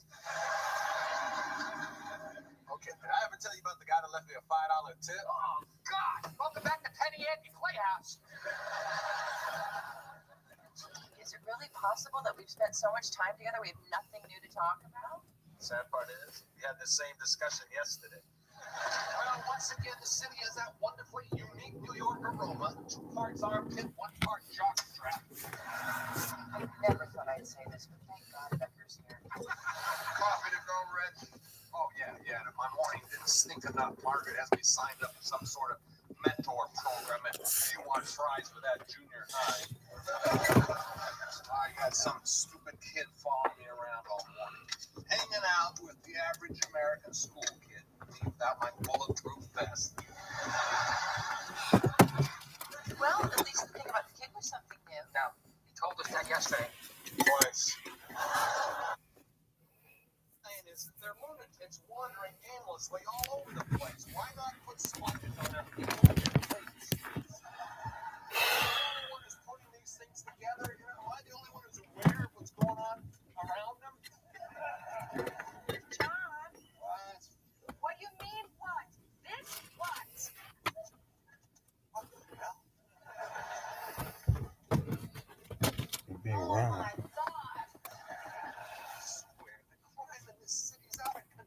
You know what the problem is, don't you? Oh my God! Dry cabinet is still locked. Nothing's gone there.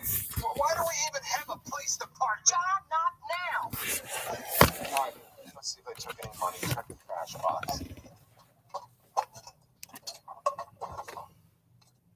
There's only $2 here. Okay, so it wasn't robbery. Oh my God! I called the police. What is the world coming to when a doctor, a pillar of the community? John, not now. Well, Martha, give me something, will you? Yes, hello? Yes, we've had a break-in. It's an emergency. Yes, I'll hold. Why would you lock up $2? John, I swear, you are the cheapest man to have. Not now. Oh my God. Will you stop saying that? Holy crap. Oh, well, don't you watch television? This is a crime scene. Everything is evidence. You don't touch anything. Well, you can make coffee. Just don't touch anything else. All right, the police will be over in a minute. 2 hours. Margaret, it's been 2 hours. Come on, get them over here. Make the call. Forget it, John. I am not calling 911 and telling them that I'm a white woman in trouble.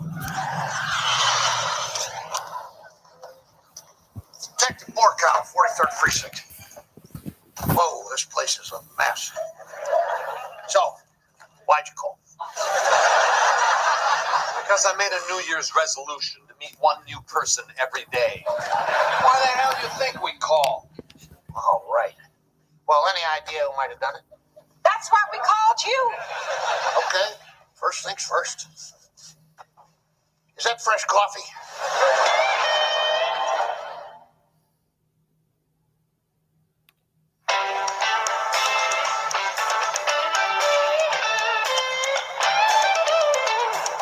So do you think you'll be able to find out who did this?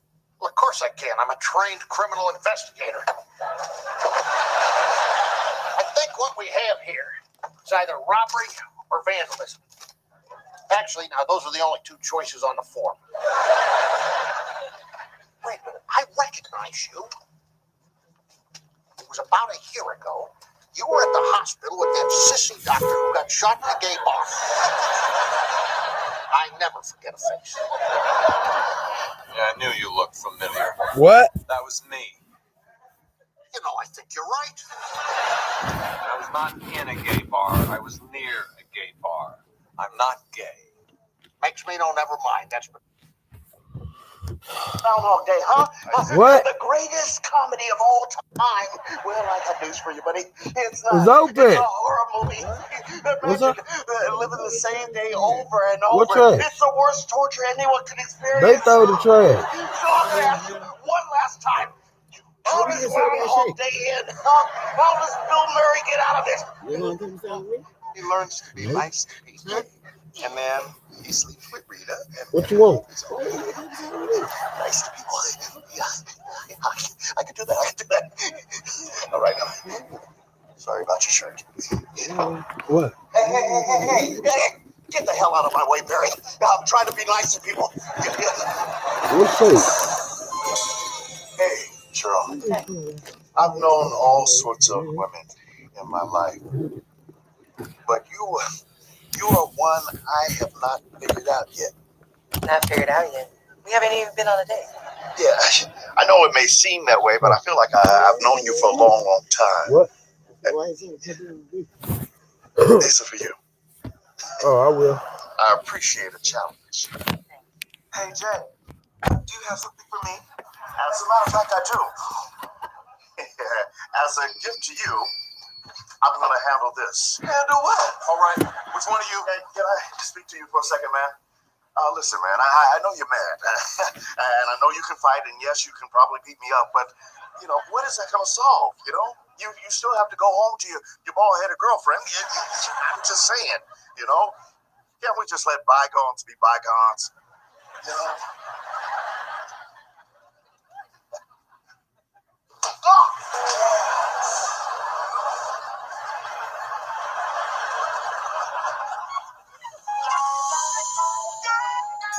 Joe, okay?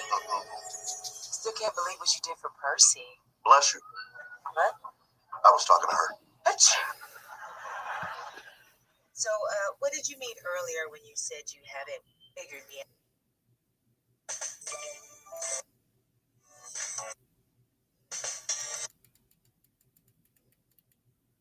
Rich, coffee to go, please.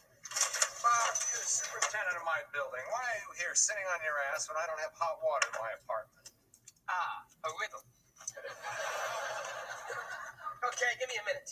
A minute? This is not your girlfriend you're talking to. This is...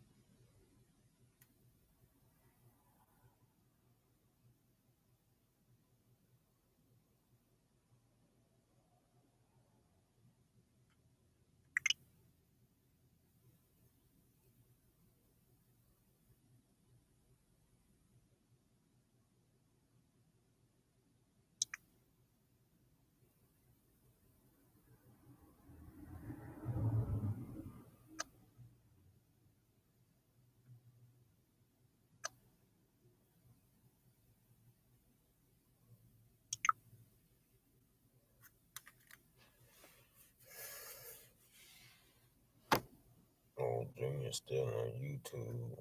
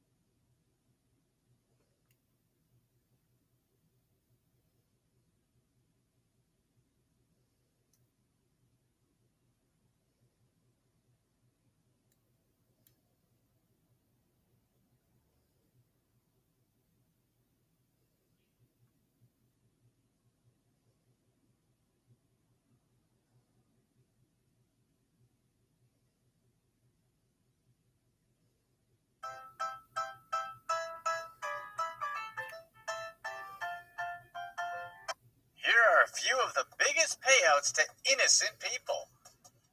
Number 9, Frederick Clay. After maintaining his innocence for nearly 4 decades, Frederick Clay was freed from prison in August 2017. The city of Boston paid him $3.1 million for his wrongful conviction. In 1979, Clay was arrested for the murder of a cab driver in Roslindale. The incident took place weeks after his 16th birthday, so he was considered an adult in the eyes of the law. His eventual conviction hinged primarily on the testimony of a witness named Richard Dwyer. There was just one problem with Dwyer's account of that fateful night. He had only identified Clay as the culprit after being hypnotized by the police. This technique has been thoroughly debunked in recent years. Nevertheless, it was enough for a jury to find Clay guilty, and he spent the next 38 years of his life in prison. With the help of the Massachusetts Innocence Program, Clay was able to get the Suffolk County District Attorney's Office to review his case. They determined that Clay had not been given a fair trial, and his conviction was vacated. The now 53-year-old Clay was compensated with $1 million from the state of Massachusetts. He was also awarded $3.1 million from Boston city officials. That's good money, and Clay no doubt accepted it with open arms. But his $4 million to make up for 40 years of wrongful imprisonment. Number 8, Juan Rivera. After being convicted 3 times for a crime he did not commit, Juan Rivera was finally exonerated in 2011. He later settled with the city of Waukegan, Illinois, for $20 million. The crime that stole 20 prime years from an innocent man took place in 1992. An 11-year-old babysitter was found dead in Waukegan one summer night. It wasn't until a month later that Juan Rivera's 20-year nightmare officially began. The police received a tip that Rivera knew the identity of the culprit. He was brought in for an interview with the investigators. He was charming and cooperative with the police, but something didn't add up with his testimony.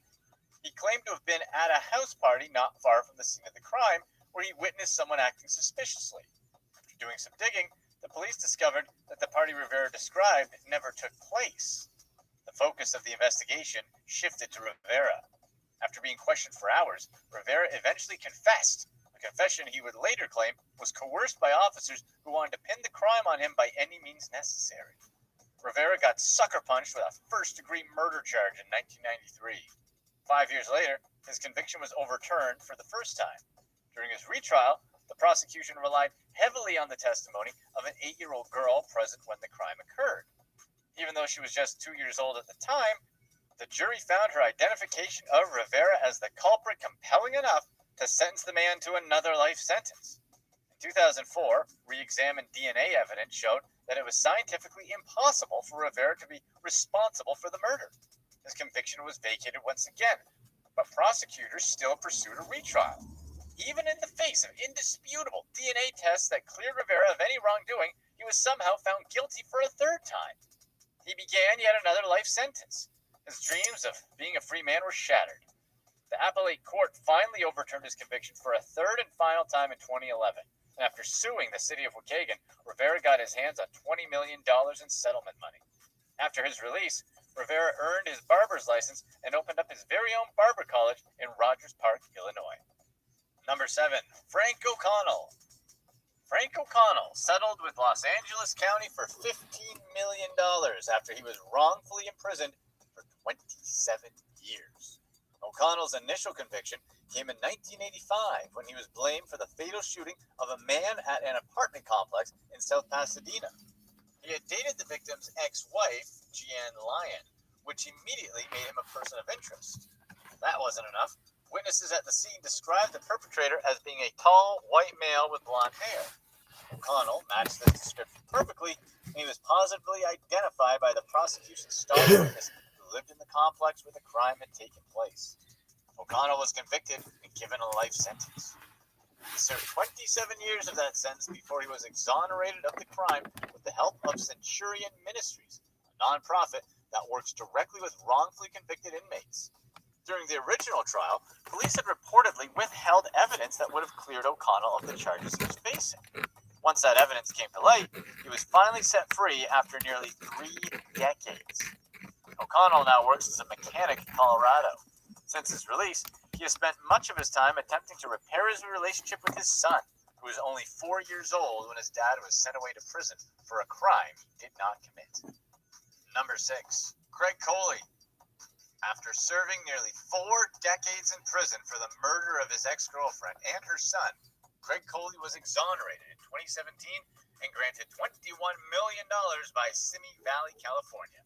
Coley was a veteran of the U.S. Navy, having been deployed multiple times during the Vietnam War. In 1978, he was arrested after his ex-girlfriend and her son were found dead in their apartment. Coley had broken up with the victim not long before her demise, which instantly made him a possible suspect in the eyes of the police. The neighbor's testimony was the final nail in the coffin. They claimed to see Coley in his truck outside the victim's home that fateful night. He was arrested the following day and immediately charged with the crime. Although his first trial resulted in a hung jury, he was convicted the second time around and found himself on the receiving end of a life sentence. Coley's eventual savior came in the form of new advancements in DNA testing. Back when he was convicted, the technology that ultimately freed him did not exist. In 2017, newly discovered DNA evidence led to Coley's pardon by California Governor Jerry Brown. New tests showed that Coley's DNA was nowhere to be found on the pieces of evidence originally used to convict him. Coley was 70 years old at the time of his release. He settled with the city of Simi Valley for $21 million in 2019. The 39 years he spent behind bars is the longest prison term in California for someone whose conviction was eventually vacated. It's the 14th longest wrongful prison term across the entire United States. Number 5, Chester Holman III. Chester Holman III spent 28 years of his life in prison and got $9.8 million for it after finally attaining freedom. In 1991, a man was mugged and shot to death by 2 robbers in Philadelphia, Pennsylvania. The victim's friend told police that one of the culprits wore red shorts while the other one was in a blue hoodie. Philly police's investigation ultimately led them to Chester Holman III, even though he was wearing green pants and did not fit the description at all. Nevertheless, the cops brought Holman to the crime scene, where he was positively identified by a homeless man with a history of drug use and mental illness. The police used 8 eyewitnesses to piece together what happened that night, and the homeless man was the only one that recognized Holman as the man who committed the crime. Police were also pointed in Holman's direction by a woman named Deidre Jones, who had been with Holman on the night of the incident and falsely claimed he was the one who shot the victim. With the testimonies of Jones and the homeless man serving as the prosecution's primary ammunition, Holman was brought to a trial in April of 1993 and convicted of second-degree murder and robbery. After rotting away in jail for nearly 3 decades, his case was finally re-examined after one of the key witnesses retracted their incriminating statements. He settled with Philadelphia for just under $10 million after being freed from prison at the age of 49. Number 4, Mark Shand. $27 million was awarded to a Massachusetts resident who was wrongfully locked away for nearly 30 years. Mark Shand was convicted of murder in 1987 following a fatal shooting in a Springfield nightclub. His wife, Mia, testified that she'd been with her husband on the night of the incident. Still, an eyewitness claimed to have seen Shand at the club that night, and he was found guilty. Shand, an innocent man, languished in prison for 27 years. In 2013, he was finally granted a new trial after the primary witness from the original trial admitted to falsely identifying Shand as the shooter. He was exonerated of the murder charge, given his rightful freedom. Even though he was finally back in the outside world, Shand said his wrongful conviction had a lasting impact on his life. It was still causing him problems even after his exoneration. He was turned away from jobs that discovered his conviction while conducting background checks, and he was forced to get a minimum wage position to pay for his family's living expenses. The Shand's bank account got a major boost when a jury ruled that Mark should be given $1 million for each year he wasted away in his jail cell. In 2019, his $27 million prize officially arrived, and while it certainly helped pay the bills, nothing could properly reimburse the 3 decades he'd already lost. Good. Number 3, Thaddeus T.J. Jimenez. Thaddeus T.J. Jimenez was awarded a certificate of innocence and $25 million after being wrongfully convicted of murder. However, not long after his pardon, he found himself right back in prison for crimes he actually committed. His first conviction came in October of 1994. Despite being just 13 years old at the time, Jimenez was found guilty of fatally shooting a teenager in front of a honey-baked ham store in Chicago. An eyewitness who watched the murder from across the street identified Jimenez as the guilty party. Even though the police had a tape-recorded confession by the actual culprit, Juan Carlos Torres, Jimenez was convicted, as the recording was withheld during the criminal trial. Jimenez got a 50-year sentence, which was reversed a couple years later. He was granted a retrial, but once again got blamed for the crime. It wasn't until 2007 that he got his freedom. The witnesses that placed Jimenez at the scene all recanted their original testimonies, and in 2009, the innocent man was free at last. After filing a lawsuit against the city of Chicago, Jimenez was given $25 million in restitution. But by that time, he was already facing brand new drug charges stemming from his new gang ties. He was sentenced to another year in prison, but this time, he actually deserved it. In 2015, he was arrested yet again after shooting a former member of his gang. He pleaded guilty to the crime in 2016 and got 9 more years behind bars. In a twist of irony, the guy shot by Jimenez won a $6 million judgment against the former wrongful conviction poster child. Number 2, Central Park 5.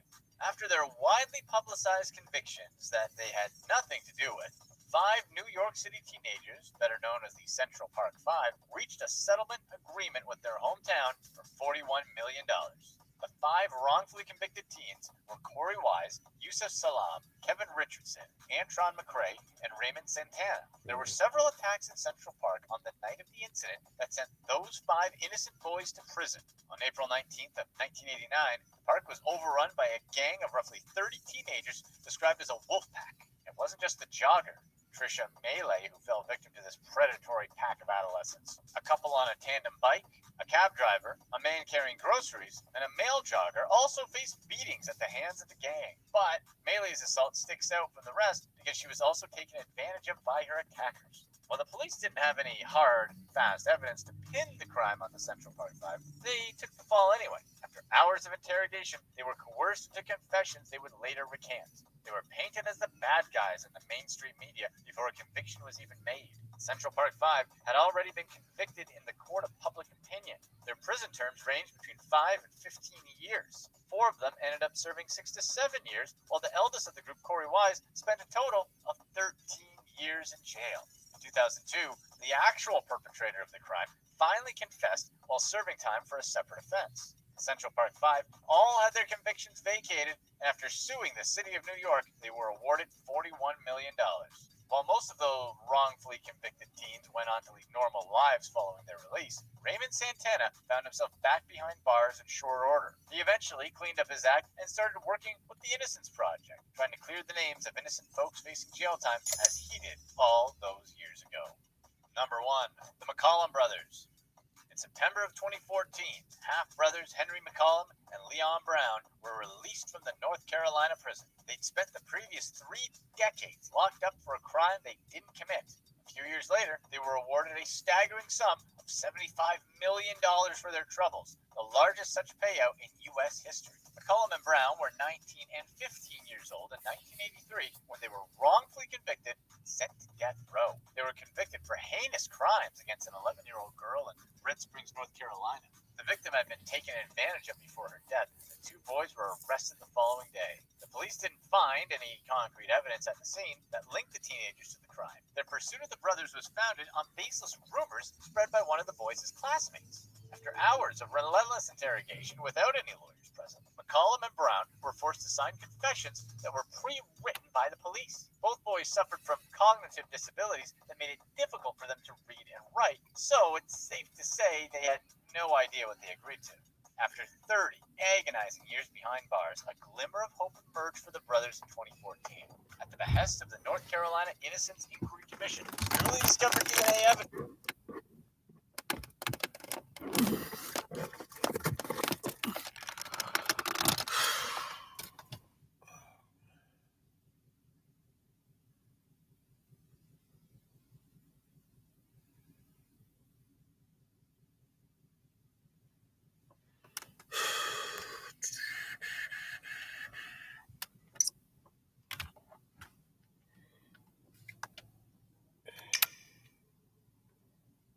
Police had reportedly withheld evidence that would have cleared up read and write, so it's safe to say they had no idea what they agreed to.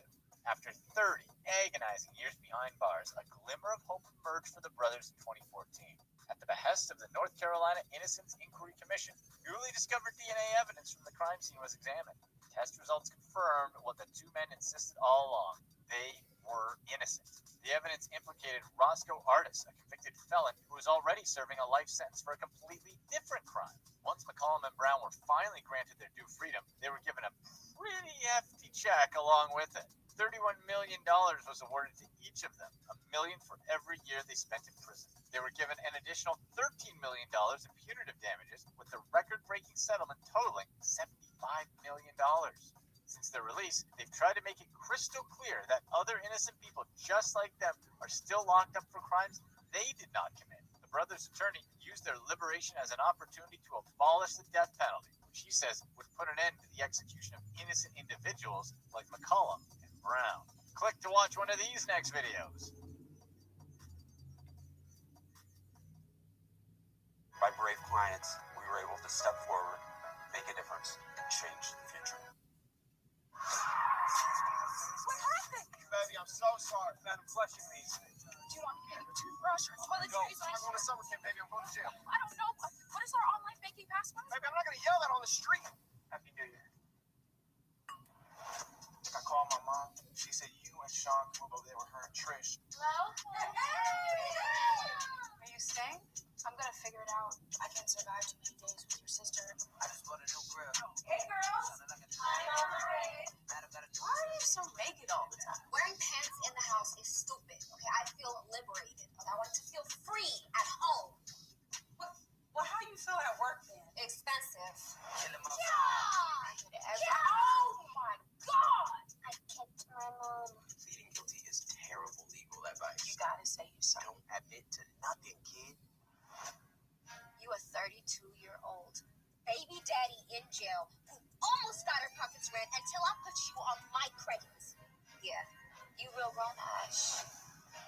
I miss him. Does he know where I am yet? We had an understanding. We would weather whatever storm came along. You don't get to doubt my loyalty. You can talk to me about whatever. We moms get to keep our secrets, right?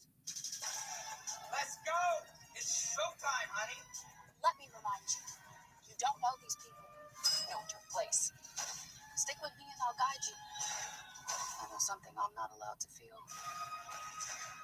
Welcome to the ordeal.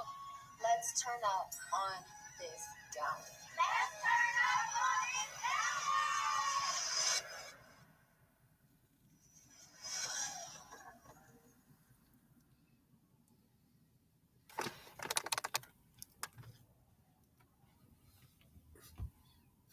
Here are a few of the strangest situations lottery winners find themselves in. Number 14, Larry Dawson versus the Multi-State Lottery Association. Larry Dawson won $9 million back in 2011, and most people would take the money and move on. But Dawson had a piece of information that affected him. He knew his win would have been nearly 3 times bigger if there hadn't been cheating involved with lottery officials. Dawson won a hot lotto jackpot in 2011 and took the $6 million lump sum before taxes. Years later, he learned that the game's previous $16.5 million jackpot had been rigged by Eddie Tipton, the Lottery Association's information security director. Yep, fraud can be in anything involving a lot of money. So Dawson sued in 2016, saying that the $16.5 million should have carried over to be added to the prize he won under Hot Lotto's rules. His lawsuit said that he should have been due an additional $10 million. That's the size of the lump sum plus interest. So how did Tipton do it? He secretly installed code and software used by lotteries that allowed him to predict winning number combinations on certain days of the year. For years, he worked with his brother and other people he brought in on the scam to purchase winning tickets and claim prizes around the country. Tipton's downfall began after he bought a winning ticket for the $16.5 million Hot Lotto jackpot in December of 2010. Stunned coworkers identified him as the buyer after investigators released surveillance footage of the purchase years later. Even though Tipton had bought it, he wasn't dumb enough to try to claim it. He passed the ticket to someone else to claim, but the Iowa Lottery refused to pay out after lawyers for a trust declined to reveal who bought the ticket. Tipton ended up getting sentenced to 25 years in prison. As for Dawson, he didn't get the full $10 million, but he did settle for an additional $1.5 million. Number 13, Christina Shaw versus all her coworkers. Christina Shaw bought a lucky lottery ticket and won the Mega Money Bonanza worth $9.5 million back in 2013. The only problem is her coworkers said that it was theirs too. But how? Yep, that's right. They were all in a lottery pool together. Shaw had bought extra tickets for herself along with the tickets for the office pool.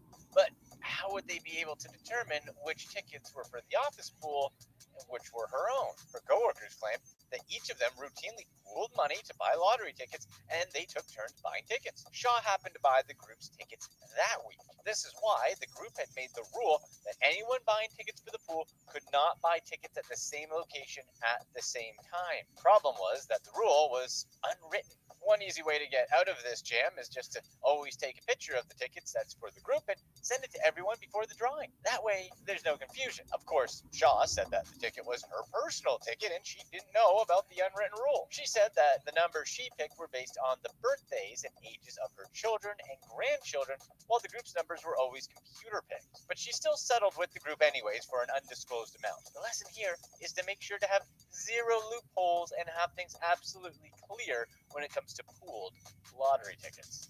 Number 12, Tony Kuatok versus Eric Cervantes. Tony Kuatok played the lottery as an undocumented immigrant and won $750,000 before taxes. You can see the dilemma on his hands, right?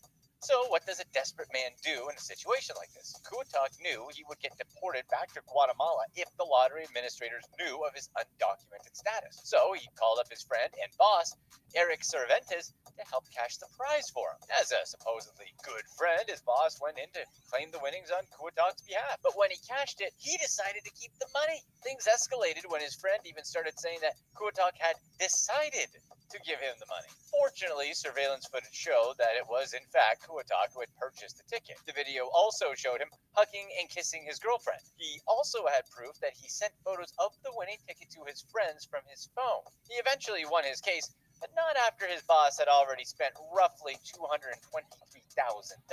And even worse, a U.S. Immigration and Customs Enforcement hold was placed against Kuatok after the case. Number 11. Ladies and gentlemen, The dollar bill just leveled up. I give you the future of commerce, presenting an ATM that converts cash into crypto instantaneously. No lengthy logins, money transfers, waiting periods, just one simple transaction.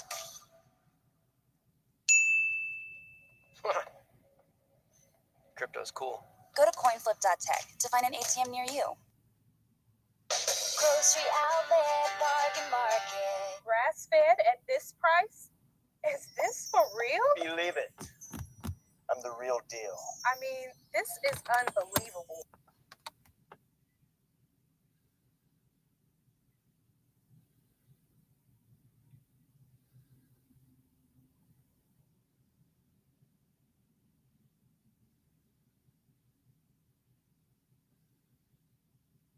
Barb Reddick versus Tyrone McInnes.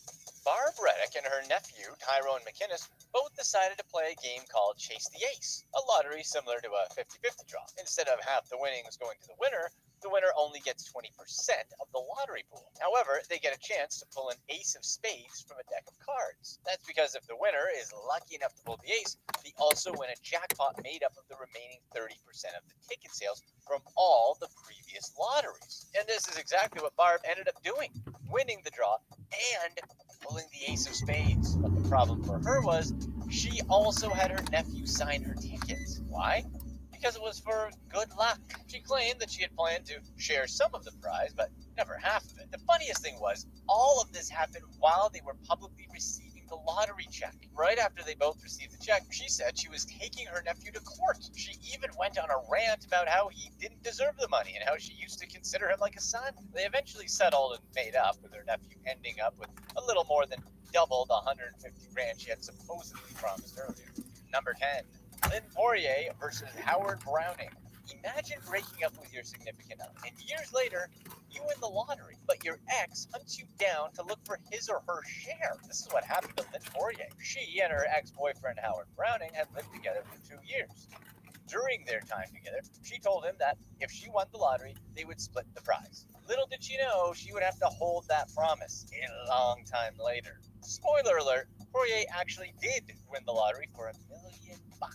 This is when she realized everything might get messy. 8 years after their breakup, Browning decided to pursue legal action and sued her for half the prize money. Not only did he file the suit, he actually won. According to Florida law, a verbal agreement like this example is completely valid, provided that it was made when they were still a couple. Unfortunately for Poirier, she had to file for bankruptcy after losing in court. She had already invested her winnings buying some buildings and businesses that didn't end up going well for her. Maybe not telling anyone she won a lottery might have helped. Number 9. Gloria McKenzie versus Scott McKenzie. Gloria McKenzie was 84 when she won a huge Powerball jackpot worth $590 million.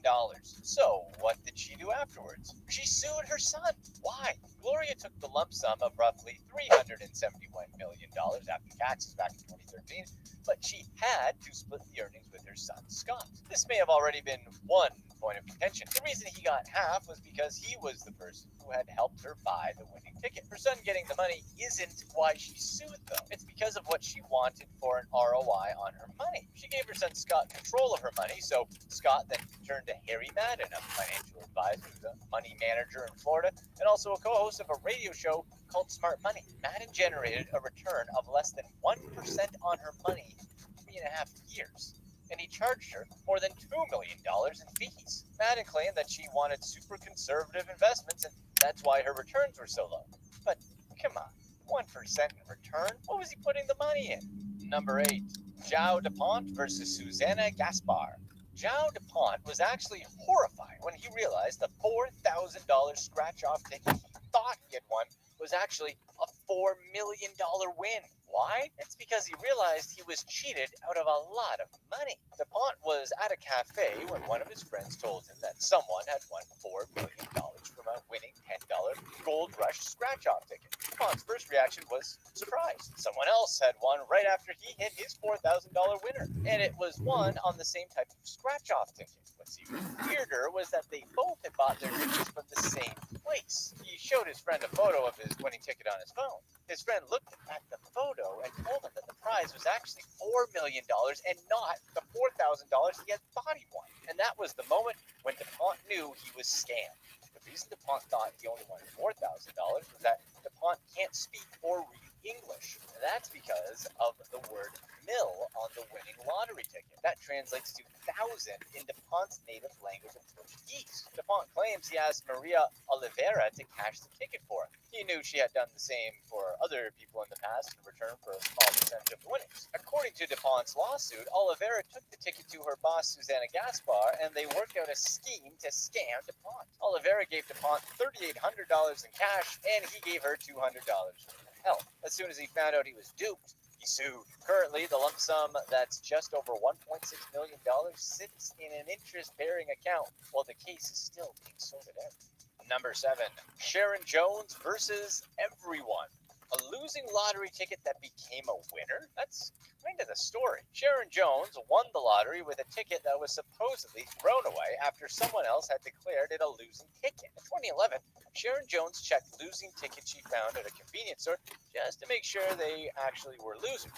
That's when she found a winning $1 million ticket. The store's manager, Lisa, sued Sharon the next month. Lisa argued that he was the rightful owner because the ticket had come out of a receptacle in the store. It was labeled "Do Not Take." Lisa said that any of the tickets put in there belonged to her under an agreement with the store's owner. Deciding who was entitled to this $1 million ticket took about 15 months to resolve. Sharon wasn't allowed to spend the money by court order until a judgment could be issued. The first trial ended after Judge Thomas Hughes said neither Sharon or Lisa might have a claim on the ticket. That's because this story is even better. During the trial, a third woman came forward. Sharon Duncan was the actual buyer of the winning ticket. She said she had thrown the ticket away after she thought that she didn't win anything. At a second trial, the judge ruled that the original buyer, Sharon Duncan, was entitled to the winnings. But 3 weeks later, the judge canceled his verdict without explanation. He ordered a new trial and removed himself as the judge. The case was assigned to another judge. Before the third trial could begin, the store's owner, Louis Dejani, put his claim in on the sum of the winnings. Somehow, they eventually all agreed to a confidential settlement in November 2012. Number 6, Eva Reyes versus Laxmi Bhardwaj.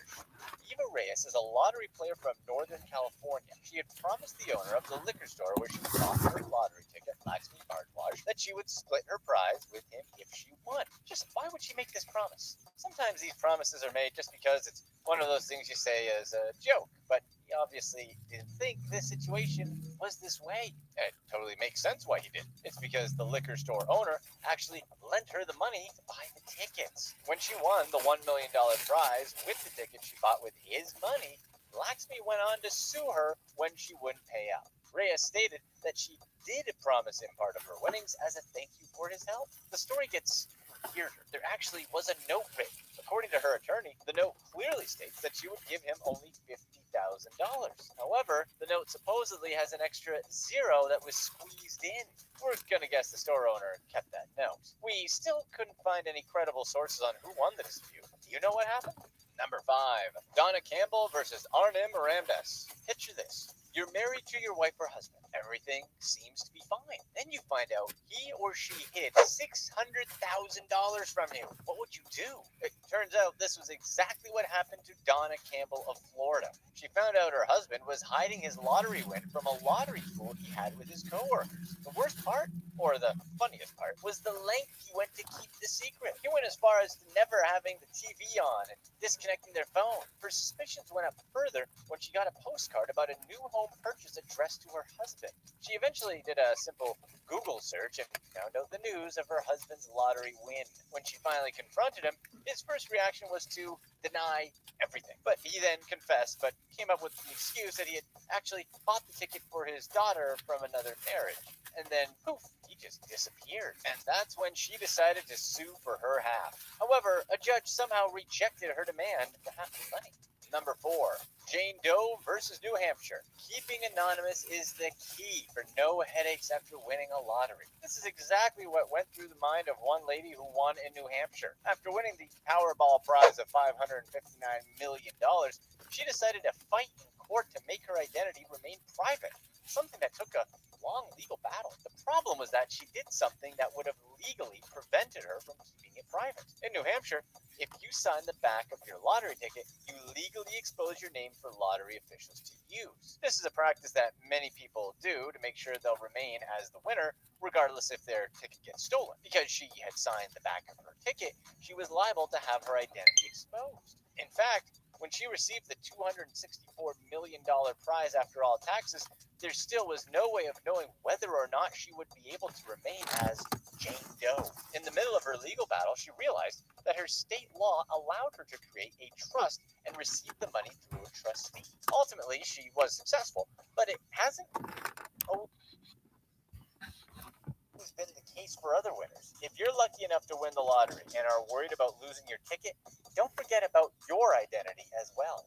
Number 3, Mandy Van Houten versus Leslie Underwood.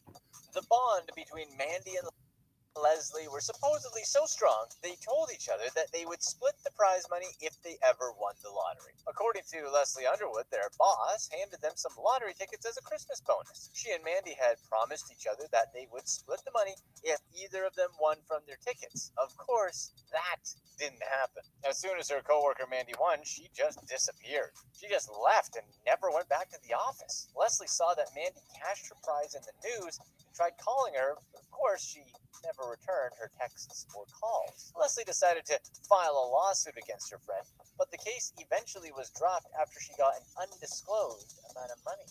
Number 2, Edda Mae Urquhart versus Ronnie Lee Orinder. There are plenty of stories involving family members battling over the millions of dollars a lottery ticket brings in. On this occasion, one mom had to deal with her son stealing her prize money. Edda Mae Urquhart won $51 million in the Mega Millions.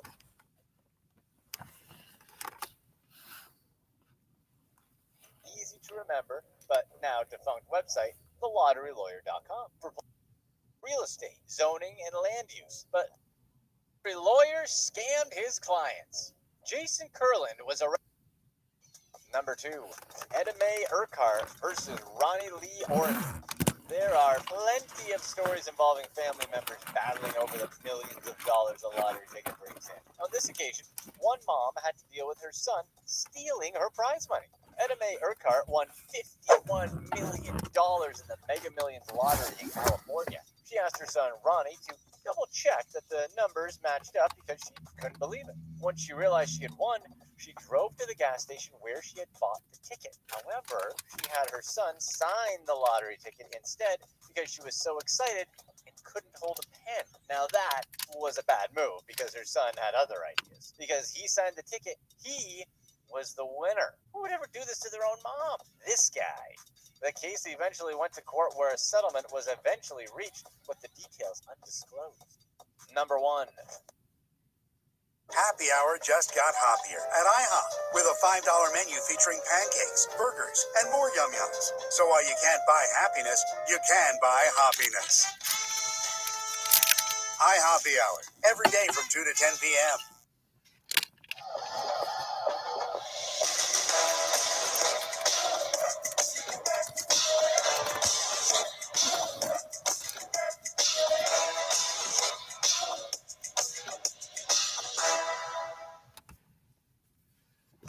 Mary Holmes versus Kevin Matthews.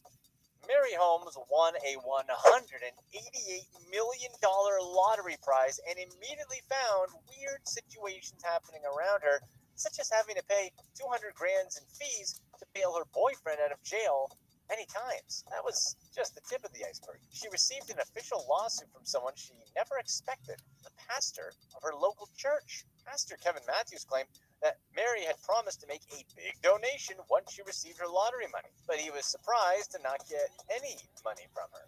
He also said that he was under intense stress that led him to start taking anxiety medication and antidepressants. Apparently, Matthews had made verbal agreements with realtors to use the $1.5 million Holmes had allegedly promised to buy a piece of land and build a retreat for the church. Here's what happened.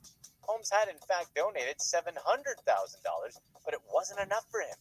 Matthews decided to sue her for $10 million anyways for what he called undue stress. Does this guy sound like a pastor anyone would want? Do you know the resolution to this case? How this lottery lawyer scammed his clients. Jason Kurland was arrested on August 18, 2020 with 3 of his partners. Why? Well, because they had been ripping off lottery winners all across the U.S. for millions of dollars under the guise of offering legal and investment advice. Jason Kurland was famously known as the lottery lawyer. He spent years carefully branding himself as the go-to guy for lottery winners. In his own words, he was there to help, quote, to secure their wealth for generations. He had a very simple pitch. He promised to help big winners navigate the lottery system and protect them from predators coming for their cash. Instead, he was the giant predator they needed protecting from. What he did was charge winners tens of thousands of dollars in fees for very little work. Then, somewhere along the line, the mob got involved. He and the mobsters stole a lot more money from the lottery winners. In total, Kurland, along with his mob associates, are alleged to have scammed lottery winners out of $107 million. How did this self-proclaimed savior of lottery winners turn out to be such a huge scammer? Kurland graduated back in 2001 from law school at Hofstra University, meaning he's been a lawyer for almost 2 decades. He had been a partner at Rifkin Radler Law Firm, but the key word is had. His partners have severed ties with him since the fraud charges came out. Representatives for his old firm talked to the press. They, not surprisingly, said that they had no knowledge of what was going on, and the news came as a complete surprise to them. At Rifkin Radler, Kurland dealt in real estate, zoning, and land use, but those areas were more of side hustles to him by 2020. He also seemed to be a great member of the Long Island community. For example, he would volunteer and give out free legal advice at a charity called Interfaith Nutrition Network. They were a non-profit focused on providing for homeless people in Long Island. His time as a lawyer didn't go unnoticed, and by 2011, he was featured on the top 40 under 40 list by his local paper. So how did Kurland get around dealing with lottery winners? He actually randomly fell into it. His very first lottery client won a jackpot in Connecticut. That client wasn't sure where to go, and he worked for one of Kurland's clients at the time. So Kurland's client referred the winner to him, and Kurland found out how easy it was to make money off of lottery winners. So for nearly a decade, he did as much as he could to make himself the lawyer to call after someone won the lottery. He branded himself the lottery lawyer.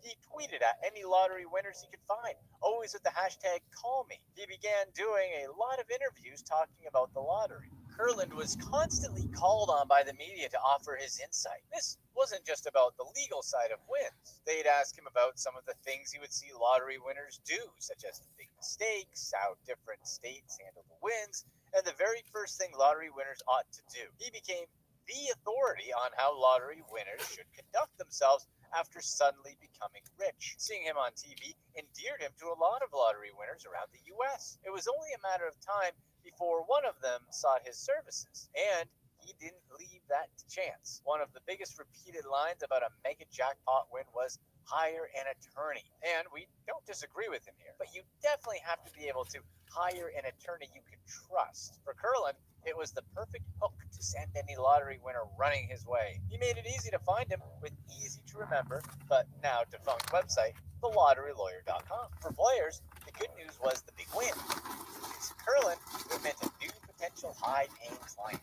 A simple phone call meant that he was getting more money. If someone called, this meant that they were already sold at that point. For Kurland, it was easy.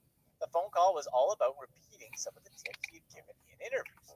Don't tell anybody, sign the back of the ticket, keep a copy, keep it somewhere safe. Once the winners agreed to work with him, Kurland charged an upfront retainer fee that ranged between $75,000 and $200,000.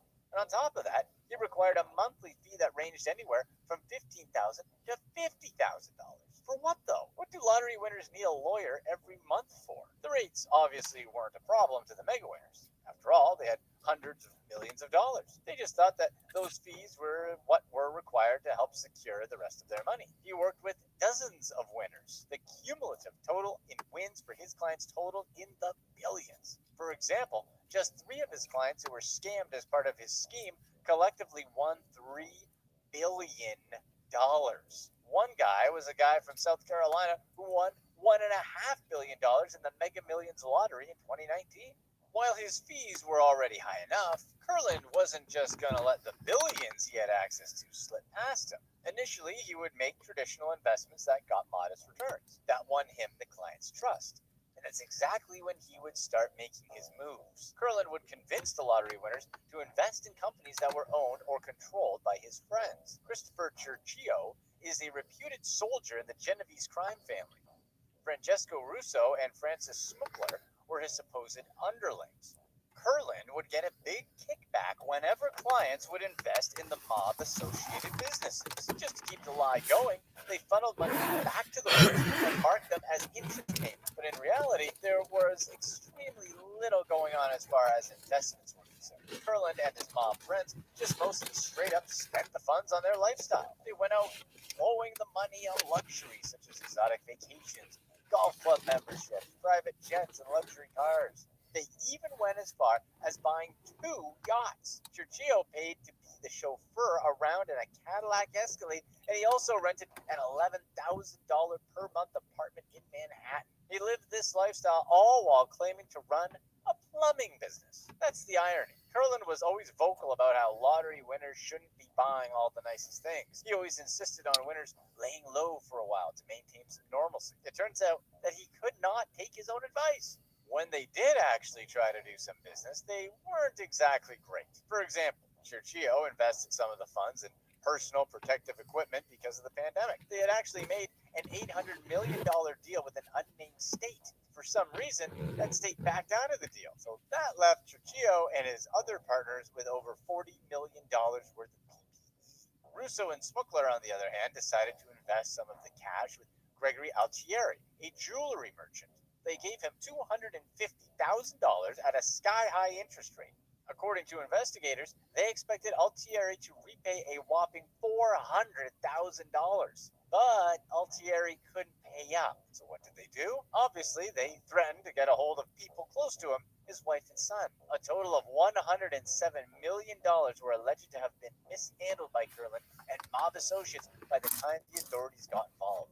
As Kurland and his mob buddies continued with their scamming, the FBI was closing in on them. And they could feel it. They were caught completely on tape discussing how to cover up their scam. And Kurland warned his partners about potentially getting busted because they were way too reckless. But that didn't seem to be much of a bother to Churchio. He honestly didn't care. He was caught on tape rambling on about not being afraid of the FBI, according to phone recordings. To be fair, he might have been genuinely unbothered since he knew a thing or two about getting off the hook. This wasn't his first time brushing shoulders with the law. In 2004, he pleaded guilty to falsifying business records, and in 2019, he was acquitted at trial of bid rigging charges on a construction contract.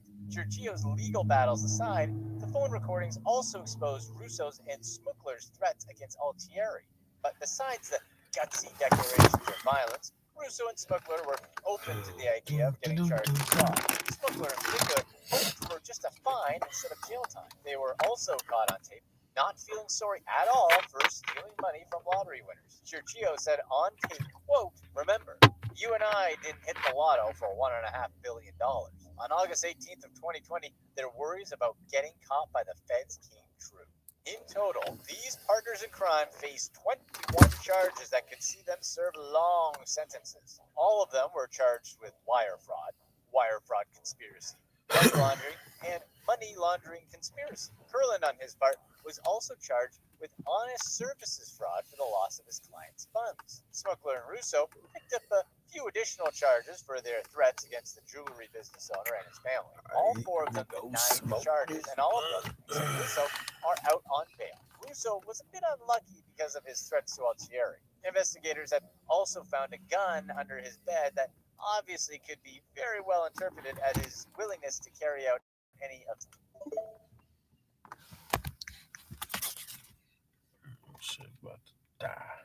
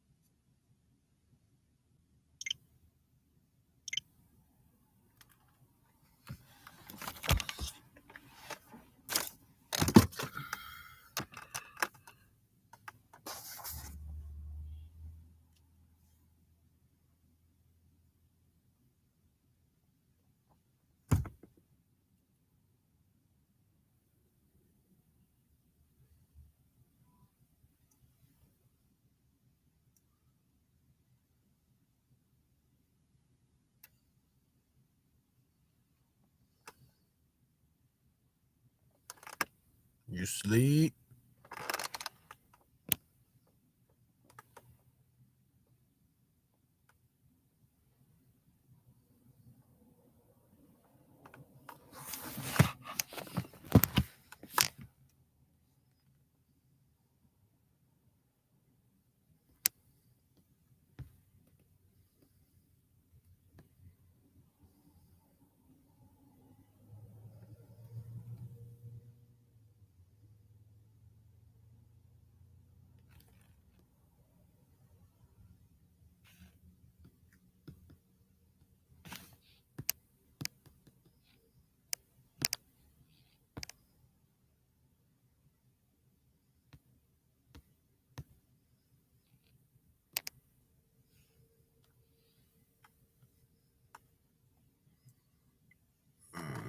I don't know who them people is. Delete that shit. I know you motherfuckers, man. Texting my shit, man. I don't know you. You don't even know me. I'm in the United States of America. Where the fuck is you at?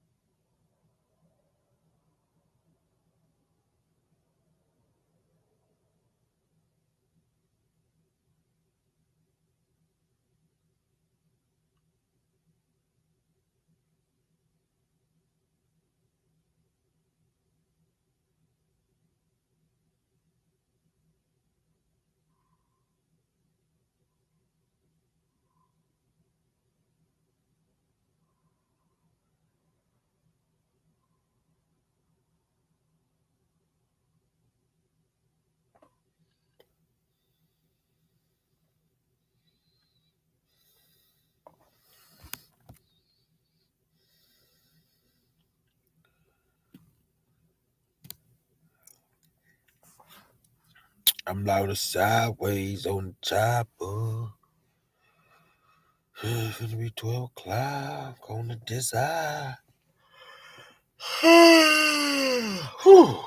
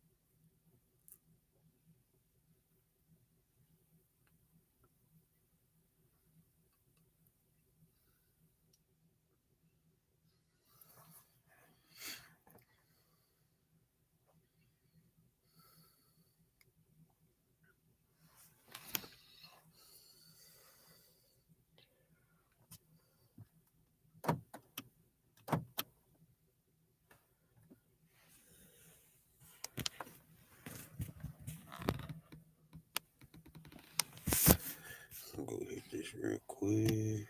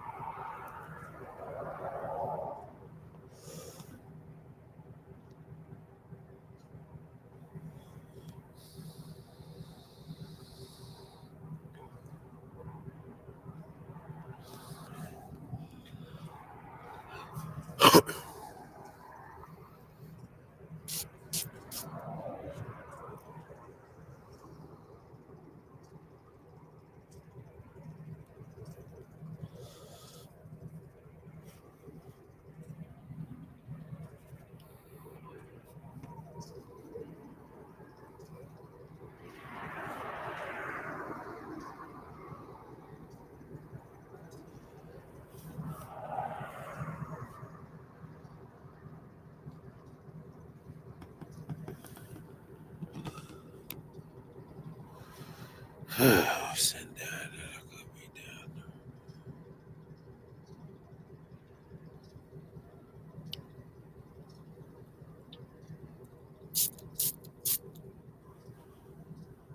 Watching my TV shows.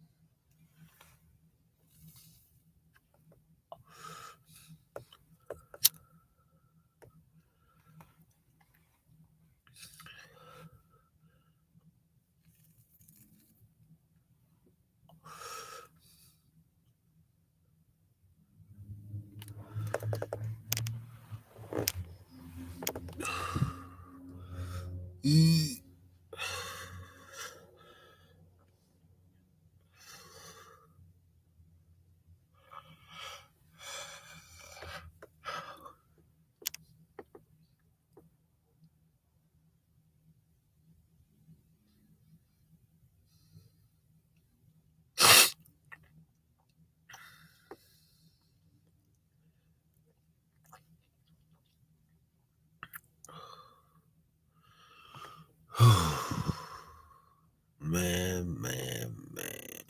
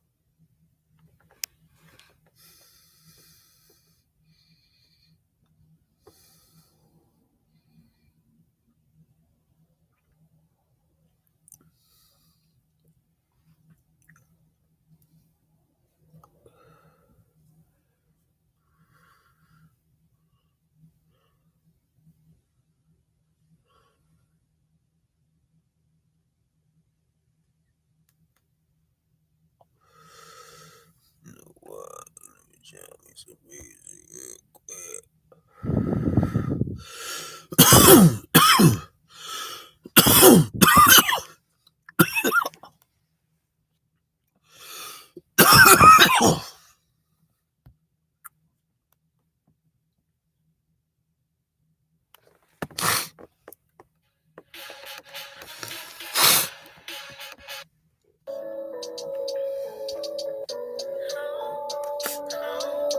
Texas, nigga, is a place I call home.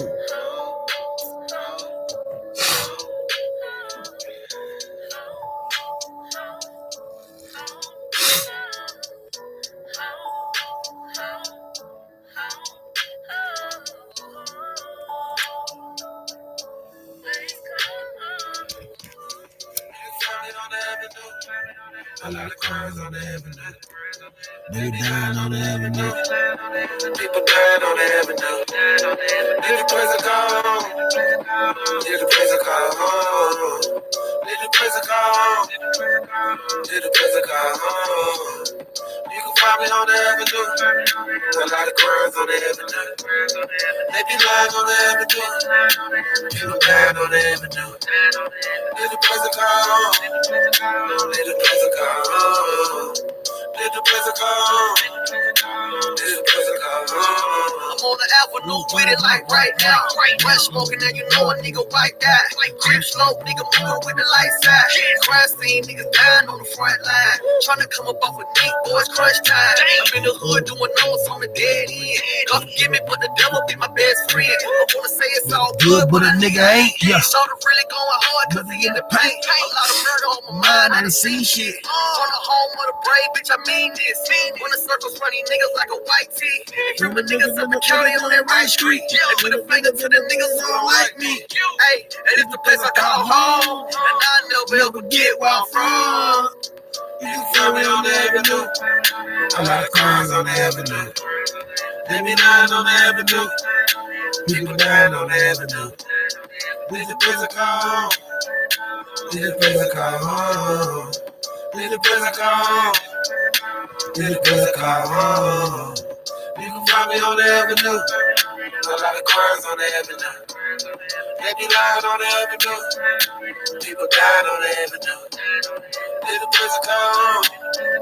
Need a place to call home. Need a place to call home.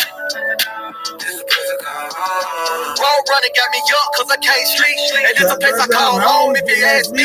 Hard time nigga dying is a war zone. And I was raised at the bottom of the dough hole. Sleep late, lose weight, niggas go raw. Cheese head, but I'm packing like a bread ball.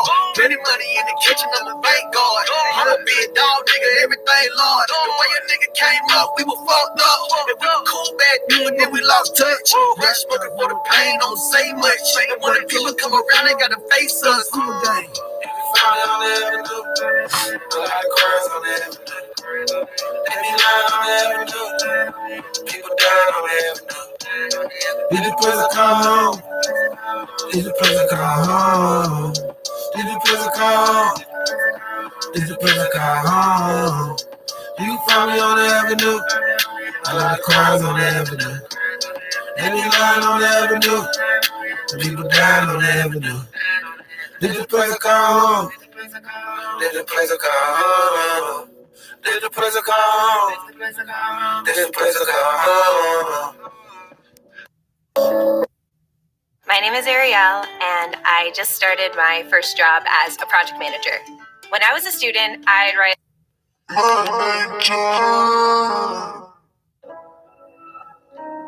GMB. Top of the motherfucking morning.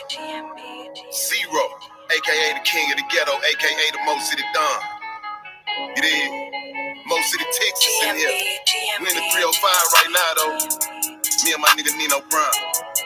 We just in the streets. And you know we strapped. Looking for it cause we know it's on the way. But we gon' be here when it's over with though. You did? In these streets.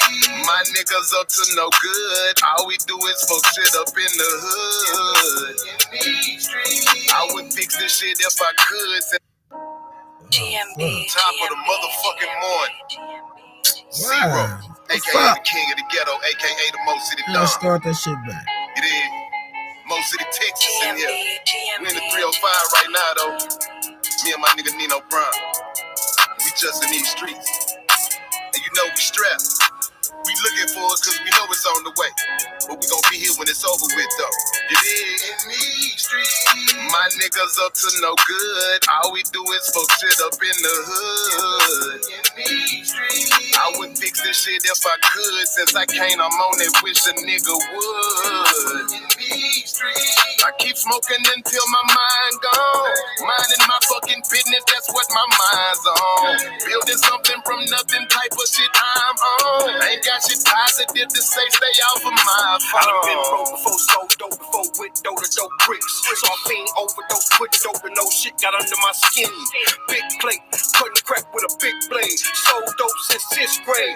Half ounce to a 28. At 28, I was getting money. Bought a big house, spent a couple hundred. Turned 30, I was facing 30, but I beat the case, can't pay the jury.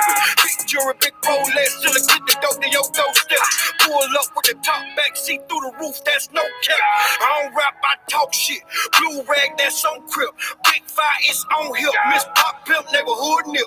Real nigga 365 and I'm still real in the league. Yeah. Big gun, Yosemite Sam, nigga better run like Heat Cliff.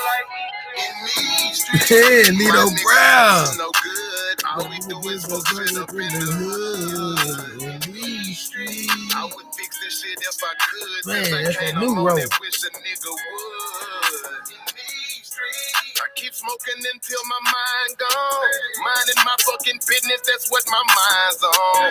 Building something from nothing type of shit I'm on. Ain't got shit positive to say, still on my same shit in 713, same shit in the 305. Forget to watch your back while you pumping gas. I forget to watch your back while you pumping in 713.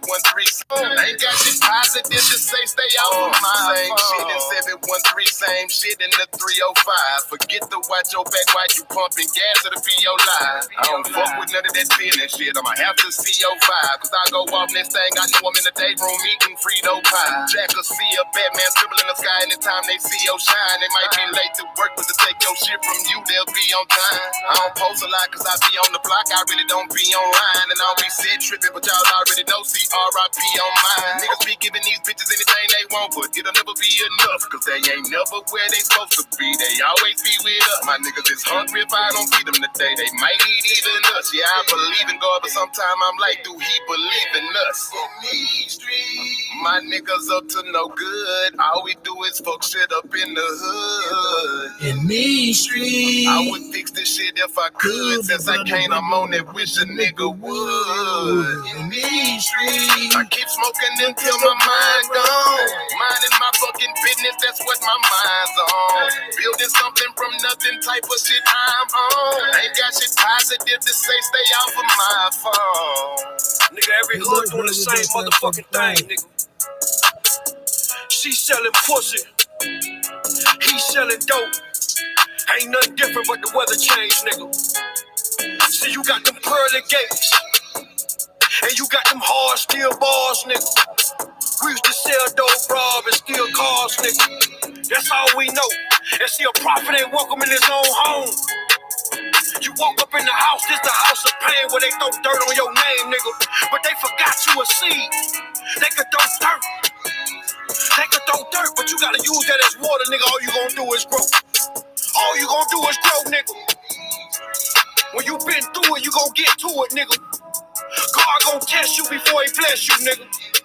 These streets, rough and rugged. Everybody living like fuck it, cause all us thuggin', nigga. How you gon' tell us what you have when we the have-nots? All us got gold teeth and dreadlocks. They throw dirt on your name, nigga. But they forgot you a seed, all you gon' do is grow. All you gon' do is grow, nigga.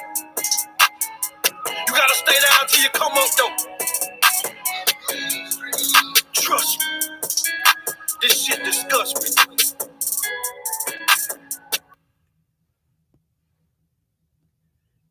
that shit. Wasn't it? Yeah, I'm about to play that again. GMB. Top of the motherfucking morning. I gotta play that again. AKA the king of the ghetto, AKA the Mo City Don.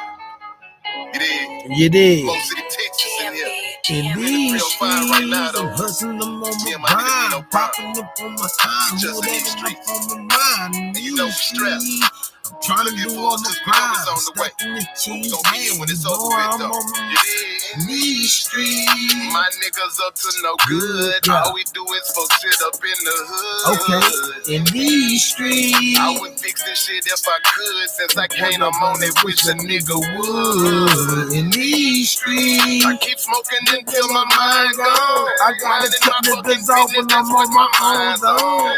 Building something from nothing type of shit I'm on. Ain't got shit positive to say. Stay on my phone. Dope bricks, so I fiend overdose, put dope and no shit got under my skin. Big plate, cutting crack with a big blade. So dope since 6th grade. Half ounce to a 28. At 28, I was getting more. The fuck happened?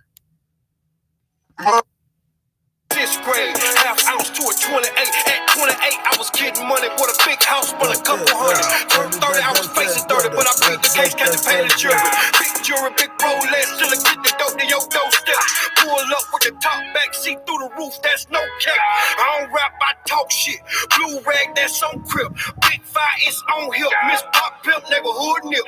Real nigga 365, and I'm still real in the late, yeah. Big gun, Yosemite Sam, nigga better run like Heathcliff. In these streets, my niggas up to no good. All we do is fuck shit up in the hood. In these streets, I would fix this shit if I could. Since I can't, I'm on it, wish a nigga would. In these streets, I keep smoking until my mind gone. Minding my fucking business, that's what my mind's on. Building something from nothing type of shit I'm on. Ain't got shit positive to say, stay off my mind. Shit in 713, same shit in the 305. Forget to watch your back while you pumping gas, it'll be your line. I don't fuck with none of that tennis shit. I'ma have to see your vibe. Cause I go off this thing, I know I'm in the day room eating Frito pie. Just to see a Batman scribble in the sky anytime they see your shine. They might be late to work, but to take your shit from you, they'll be on time. I don't post a lot cause I be on the block, I really don't be online. And I don't be set tripping, but y'all already know C-R-I-P on mine. Niggas be giving these bitches anything they want, but it'll never be enough. Cause they ain't never where they supposed to be. They always be with us. My niggas is hungry if I don't feed them today. They might eat even us. Yeah, I believe in God, but sometimes I'm like, do he believe in us? Ain't really. My niggas up to no good. All we do is fuck shit up in the hood. In these streets, I would fix this shit if I could. Since I can't, I'm on that, wish a nigga would. In these streets, I keep smoking until my mind gone. Minding my fucking.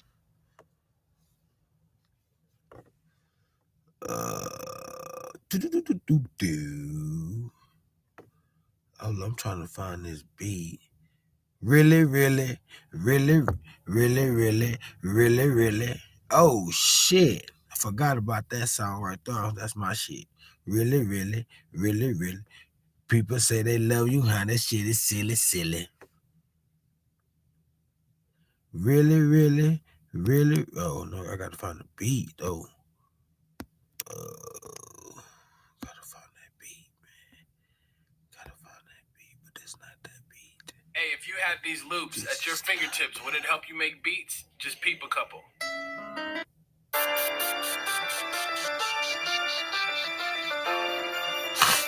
I like this beat though. Hold it. Move different, nigga. Know what they told me? They told nigga I kill you, nigga. You move different. I told that nigga I kill you, nigga. Nigga said you move different. I told you, nigga, I kill you, nigga. You know what I'm saying? Don't understand, man. Go by the name of Texas, nigga. AKA TNT, nigga. You know what I'm saying? Nigga, I blow some shit up, nigga. On Hoover Gang. On real shit, though. Dipping the grain, popping my trunk, I'm about to go. I smoke so much weed, man, I don't know. I don't sip no drink, I don't pop no pills. All I do is roll them blunts and smoke that kill. Get off out my face, now I don't play. I'm a Leo nigga, I'm about to catch this case. Hoover gang, yeah, I bang that shit today. Every day, nigga, I bang that shit for life. Off the change, yes, I grip and grain. They see me on the corner doing my own thing. The nigga told on me, said I did some things. So I gotta move different, gotta do my thing. See, I don't beat niggas up, they cannot beat me up. So I'ma beat a nigga up for that's all the luck. I ain't gonna fight you, my nigga, cause that is bad news. You cannot beat me up, I'ma knock you out your funky shoes. Niggas saying that, I don't understand. Why you wanna play with me? I ain't not that man. Boy, you understand the shit, I'ma get you though. You wanna talk, you wanna run your mouth like a hoe. You better put your guards up like you did it though. You think you hood, my nigga, and I'ma catch it though. I already told you, nigga, and I'ma kill your family. I already told a nigga, I'ma kill the family. You kill them all, one by one, knock them all down, nigga, like bricks though. How you seen dominoes fall? There it go. Hit the club, cause all I do is straight smoke. Smoking Oreo, what you know about that? Hitting the club though, rolling what you go about that? I don't go to clubs, I don't go to bars. I don't drink, my nigga, I don't do them thoughts. I don't do that shit, that shit is bad for you. All I do is smoke, that shit is good for you. It'll help you though, with all your symptoms, with all your aggravation, with all your G's. But you gotta understand. Oh, I was just freestyling, man. I don't know what the fuck I was doing, but I was doing something.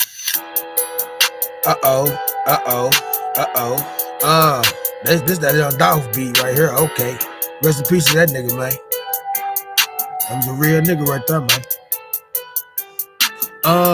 254, there I go. I'ma hit the door. Hit the club, pop my trunk on the Olive.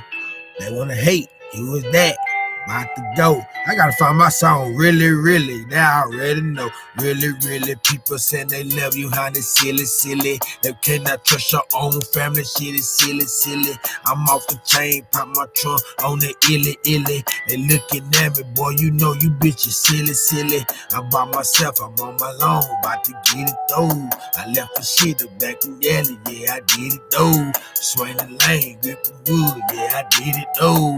Slanging syrup, did that shit, I was the first for sure. Coming out here to Cali, yeah, I did that shit. Swinging ounces of coke, yeah, I did that shit. Slanging out no dome, yeah, I did that shit. Slanging ounces of coke, yeah, I did that shit. 20 pounds out that pound, yeah, I did that shit. I'm still selling on that weed, I can't get rid of that shit. But the other shit I go, I gotta let it go. I cannot sell no white, I cannot sell no blue. I cannot do it, no, I cannot do it no more. I gotta get a different, I got two boys though. They look up to me like a hawk though. They love me like a motherfucker, I can't read though. I never knew somebody love somebody the way they do. I love my boy like a motherfucker, tissue do. I tissue lover, tissue lover, tissue do. They looking at me like official rule. Guaranteed I gotta get it off the chain. I'm rip these beats up, man, I'm doing our own thing. I wish I had this shit up on in my brain. I'm at 90%, my nigga, I gotta trust my thing. Off the chain, yeah, I did that though. I'm smoking on this shit, man, I'm smoking Octomo. This that Oreo, and you know I got that though. I got them ones for real, boy, I smoke them ones for sure. But I'm gonna try this Oreo though, cause I've been smoking my ones too much. Motherfuckers know I always keep the runs. You know what I'm saying? I only smoke shit that I'm gonna smoke. You know what I'm saying? A nigga can spend $100 on some weed, but he not gonna smoke that shit. He gonna smoke it, believe me, he gonna smoke it. He gonna smoke about 8 or 9 blunts too. You know what I'm saying? Just for him to get high. And guess what? I pulled one out and guarantee we found out. He said, that's that dodo. No, I said, that's that shit can't sell me alive, man.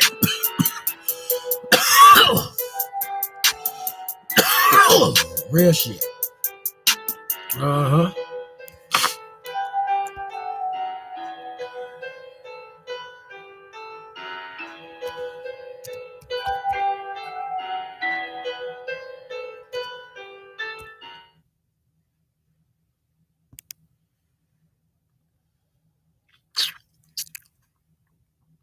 All right, here we go.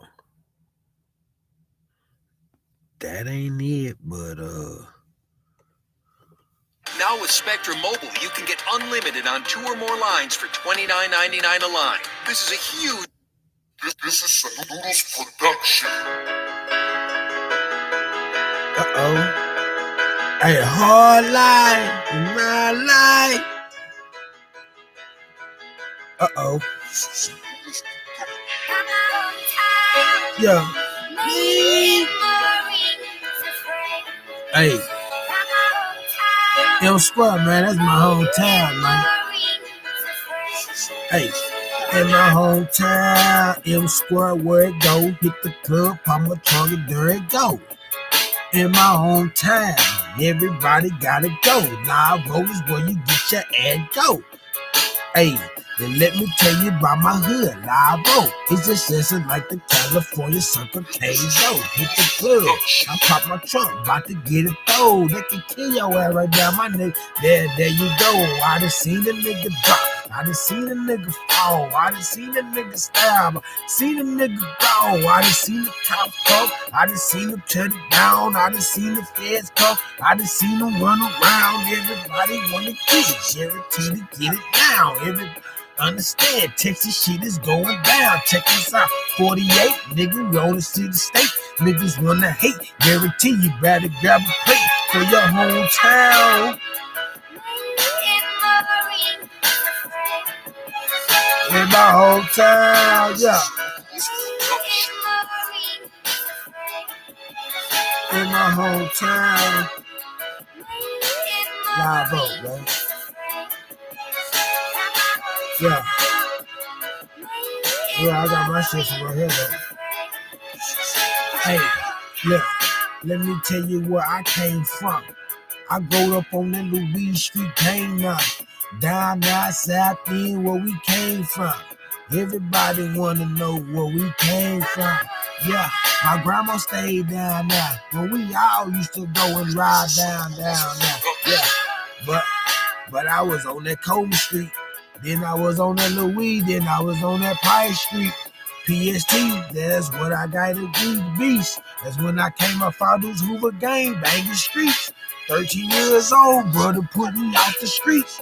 Gave me first jump, nigga put me on my feet. Ooh, man, I'm wrecking the beats up. Yeah. Just having to enjoy myself, man. Yeah, I gotta pick up. Yeah. You know what we say.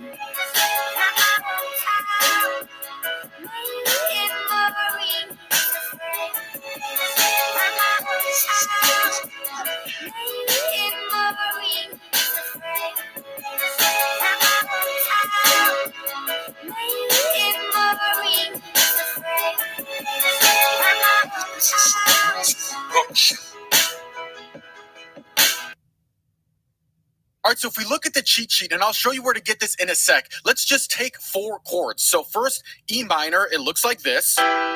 Then C major looks like this. Then G major looks like this. And finally, D major looks like this. And if we just repeat these same 4 chords over and over, you can play hundreds of your favorite songs on piano. Let me show you. What would I do without your smart mouth? Drawing me in and you kicking me out. Say something, I'm giving up on you. Whoa, listen to your heart when he's calling for you. other side. Shawty's like a melody in my head that I can't keep up, got me singing like. And this is just the tip of the iceberg. We can play any of the 165 songs on this list using these same 4 chords. These are like the cheat codes to learning your favorite songs on piano fast. And if you want these cheat codes, the ultimate chords cheat sheet, and the big list of 165 songs you can play using these 4 chords, I'm doing a free online training today that walks you through the entire process step by step. But I'm not going to be doing this training much longer, so click the link and sign up now. It's 100% free. And last time I did the training, I got a whole slew of emails like this one from Jerry, who said, Zach, you're not going to believe this, but before your masterclass, I was a complete beginner. I didn't even know the names of the notes. And by the end, I was playing my wife's favorite Ed Sheeran song. I can't wait to show her when she gets home. Thank you. Or Jonathan, who said, I just learned 3 new songs today, and I'm planning on learning 3 songs tomorrow. I'm pumped. Or Jessica, who said, I really can't believe how much faster I'm learning using these strategies. I'm just tearing through new music now. It feels great. My only okay, whatever.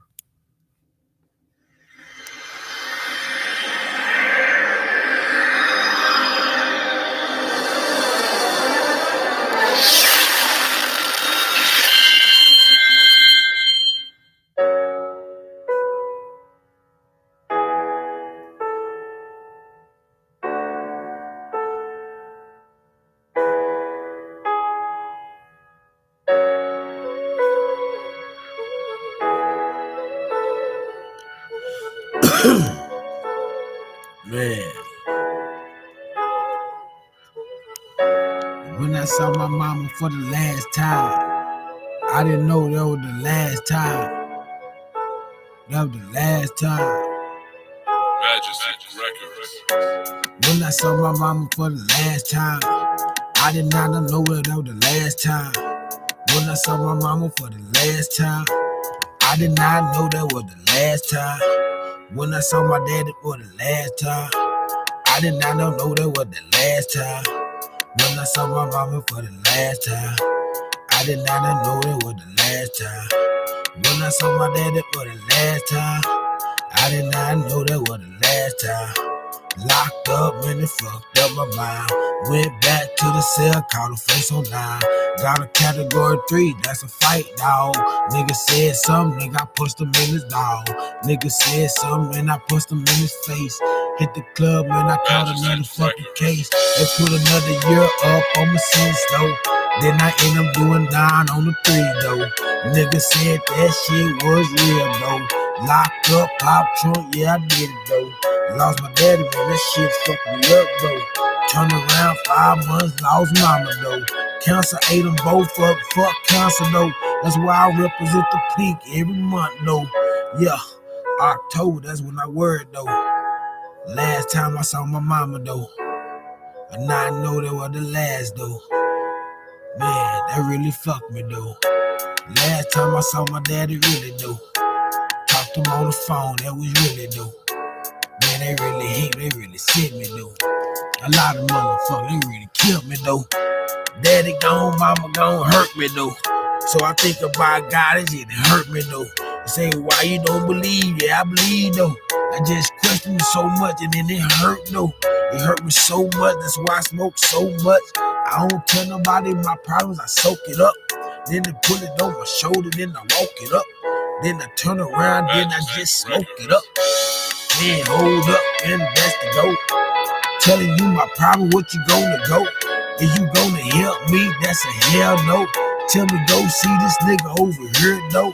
Fuck him up, you up, him too. Niggas wanna hate, nigga, all I got is you.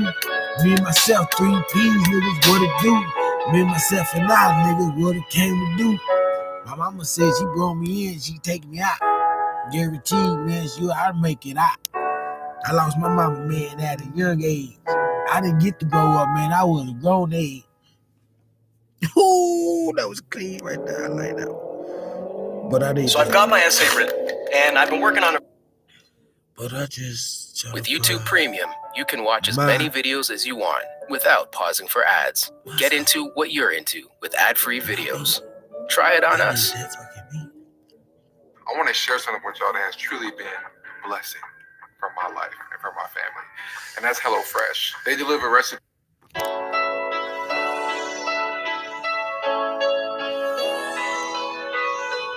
all on my, hey, hey. All on my, really, all on my, yeah, all on my, yeah,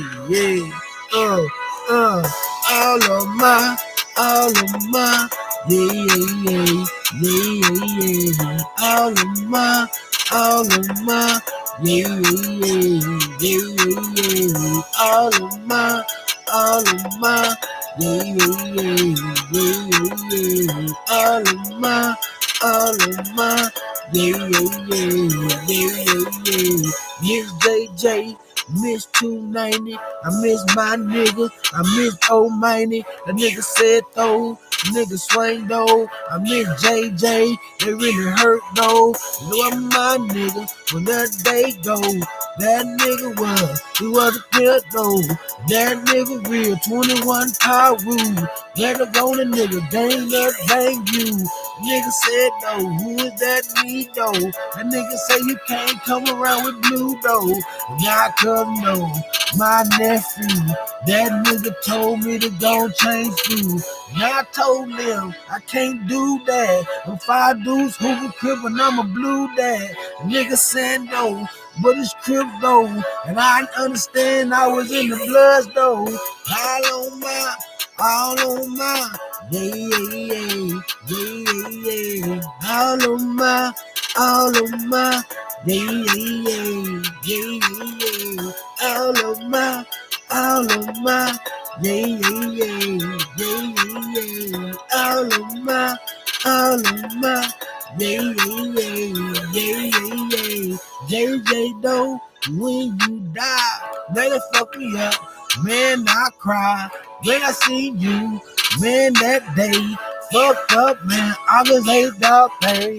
Seeing you go, man, that go. When I got the phone call, that real though. That nigga say, you was gone though. I said, nigga, quit playing with me though. He said, take. Now it's real though. That's why I called you first when I heard it though. Then I got a call from his mama though. Miss Jean, pretty lady, yeah, I miss you though. She told me, yeah, he gone. I said, why you crying? But my baby gone. Then you know. Then I broke the phone, turned the bitch off, and got on. All on my, yeah. All on my, yeah. All on my, yeah.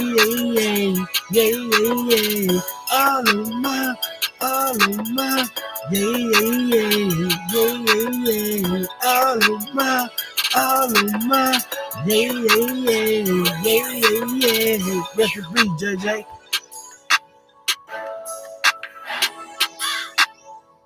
Man, I miss you, boy. Man.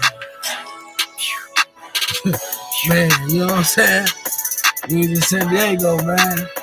You showed me the ropes to that motherfucker, man. You know what I'm saying? Nigga, I was scared to holler at women. I was scared to holler at girls, man. With my boy JJ, hey, he said, don't be scared, man. He said, I ain't gonna say but 2 words, man. Yay or nay. Man, I miss that nigga, man.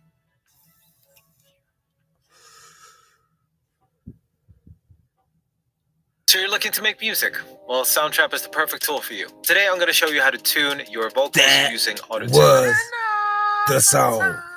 I'm no singer, but I'm definitely going to make it sound a lot better. So I'm going to go to Edit, hit Auto-Tune, and then I'm going to go for the heavy option. Soundtrap's going to do all the work for you and everything together. Hey. Yeah.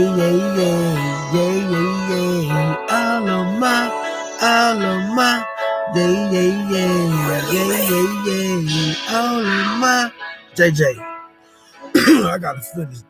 Ooh, this is my song. I've been working on it too, man. All of my, yeah. All of my, yeah. All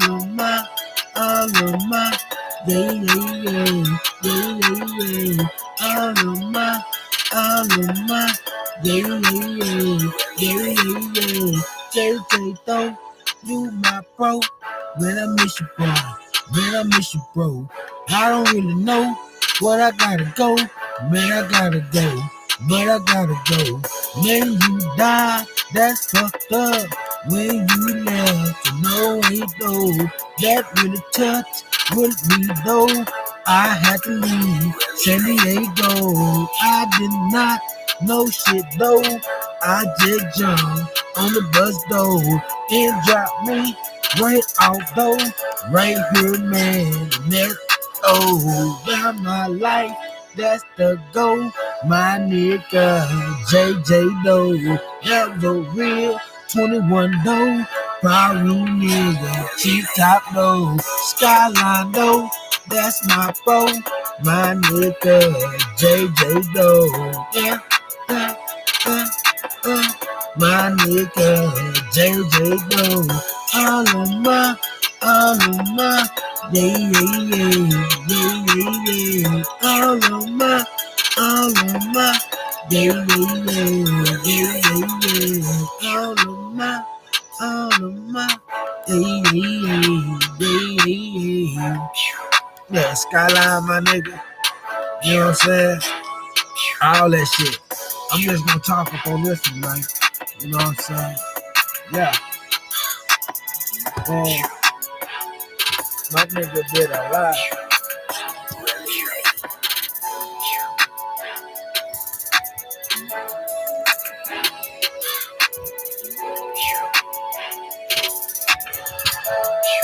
You know what I'm saying?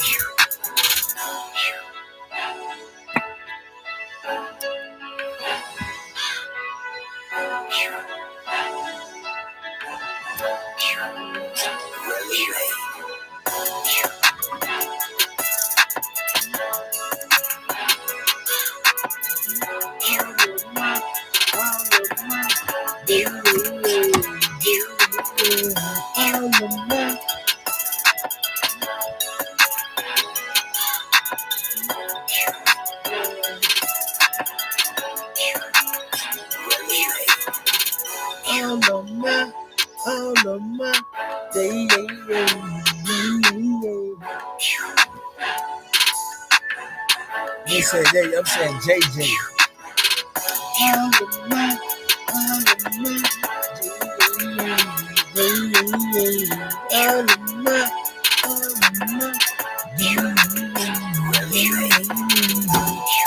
Yeah.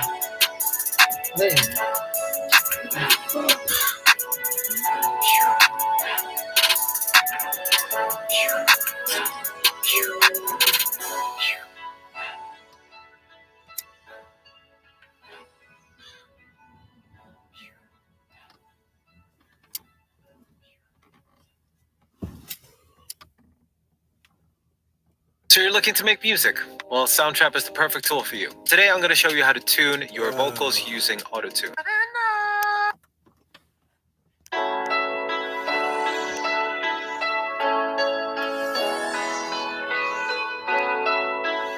I apologize, I keep playing it, but I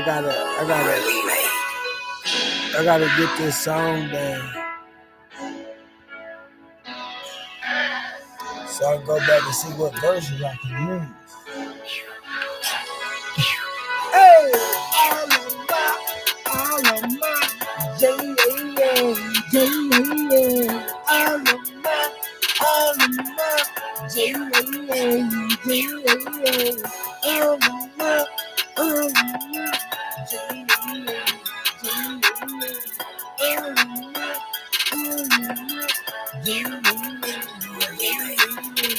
off the chain, Brickwood Grain, JJ Main, I miss you, man. August 6th, my birthday, we were chillin', man, chillin', man, doing my thing, Griffinwood Grain, you were drinking on a 40, man, a Miller, high like that, it's Miller time, and you, boy, yeah, I know, you said you gotta, man, you well, yeah, you gotta go, you said you going over the door, Skyline, man, nah.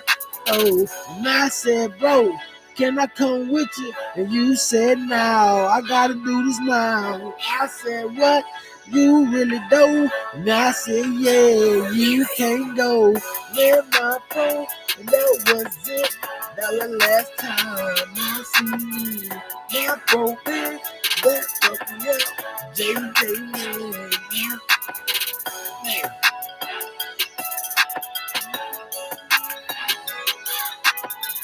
Man. You know what I'm saying? That's my nigga, man.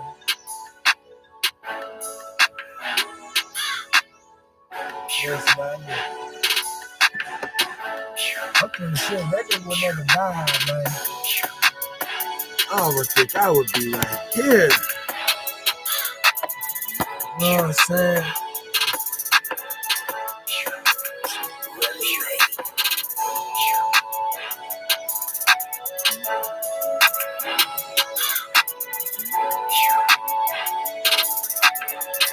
Man, my nigga, man. Hey, JJ, yeah.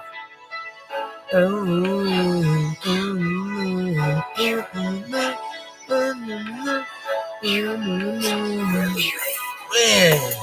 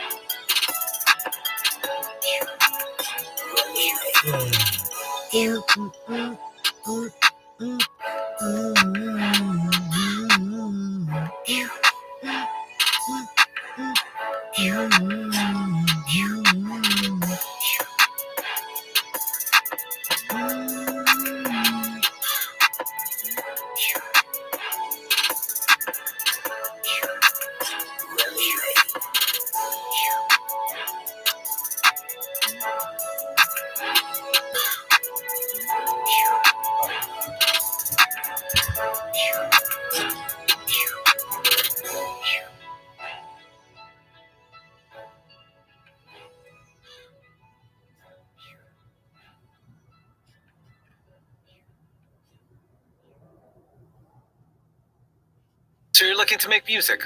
Well, Soundtrap is the perfect. Man, I gotta get. If you want to eat healthy and feel your best, you've got to try Kachava.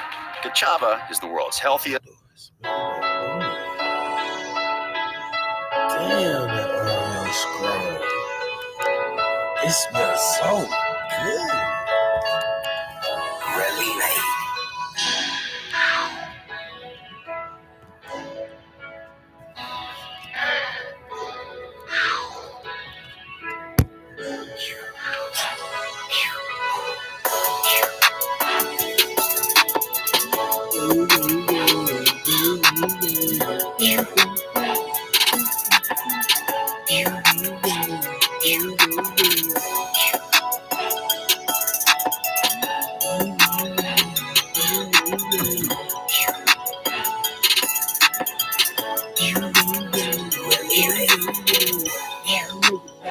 Yeah, I miss you, though. Why you have to leave? Why you have to leave it, though?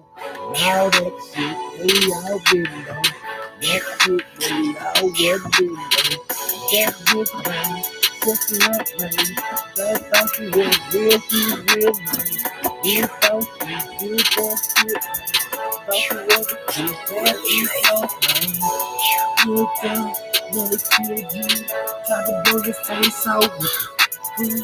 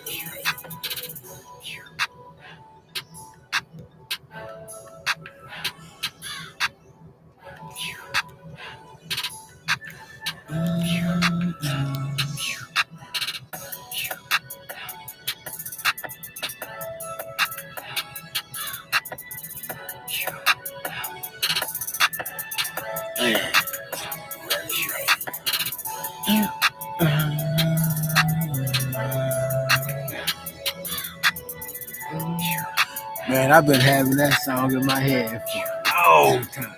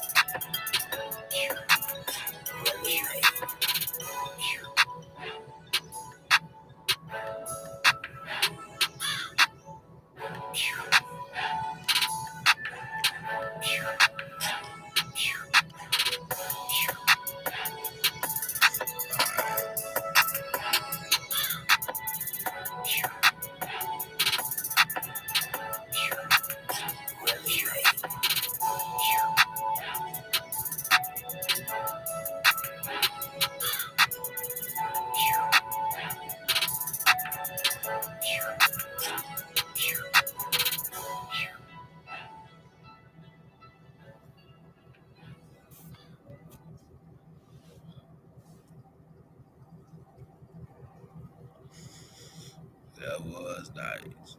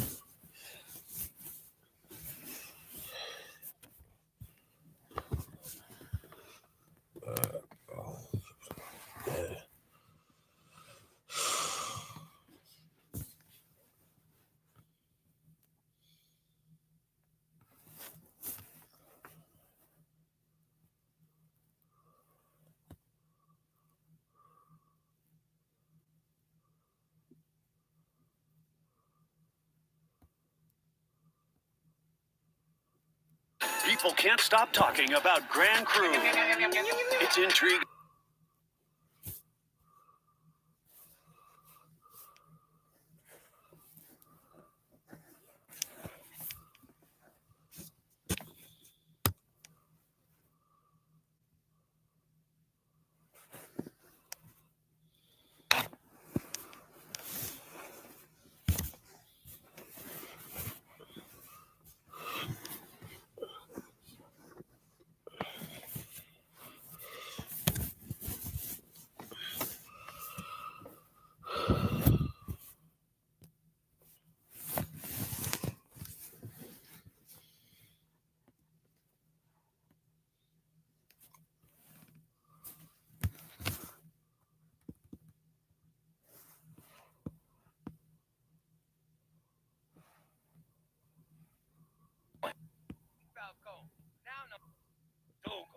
They say there's two things you can't avoid in life: death and taxes.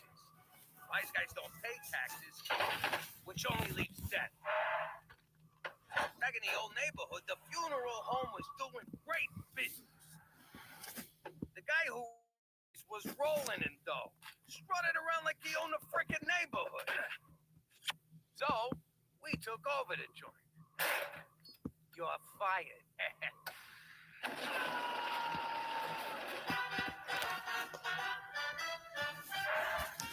At first it was great, but after a while, my guys were so busy working funerals, none of them were out on the street causing the funerals. I realized you can be a gangster or an undertaker, but you can't be both. Now I live in Regina, Saskatchewan, which is about as much fun as a funeral home. And it's got more stiffs. I actually find Regina relaxing. PD, this town's DOA. Forget about it. Let me tell you something about a friend of ours named Jimmy. I made the wise guy and the capo with the Gambini. But when he found out that they'd be whacking Uncle Cheech, he take the bus, he threw him from the 19th floor suite. Wasn't much along till the mob all wants him dead. So Jimmy had no choice but to talk to all the feds. The feds say they heard that they could use him as a pawn. So he ratted out his friends and moved to Saskatchewan. Forget about it. Forget about it. Forget about it. Oh, forget about it. And I am sick and tired of your shenanigans. Every time you and Cheech get into one of your mishaps, Canadian taxpayers have to foot the bill. You're making a mountain out of moleskin, McCool. Calm down. I will not. You are on very thin ice here, Jimmy. Okay, I see what this is about. How much we talking? That is hardly going to cover the cost of this latest debacle. What debacle? It's a couple of cows. This is gonna be great. We're gonna have steak on demand. I pumped them full of steroids, so they're extra beefy.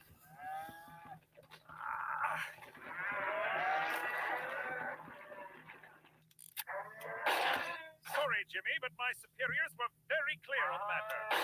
One more mistake, one more hijink, one more incident, and you will be expelled from witness protection. Good day to you, sir. For Canada, where there is a limit to the taxpayers' goodwill.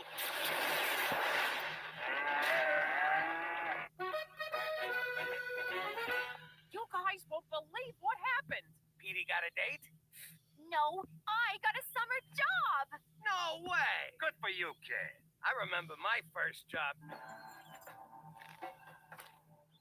I made a mint off that blue-tinted peanut brittle.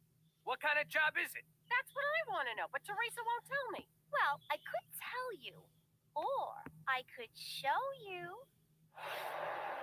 I don't like this. Suppose her summer job is whacking us. You been drinking paint thinner again? Think about it. She tricks us with this BS job story, drives us to the middle of nowhere, and pow! Remind me to compliment her before I put one in a dimple. That's my firstborn you're talking about. If anyone's gonna shoot her, it'll be me. All right, take off the blindfolds. Holy crap! We're all the way back in New York! Teresa, were you speeding? What did we say about speeding, young lady? It's like a dream, except Mama's not chasing me with the knife. I knew it! She set us up!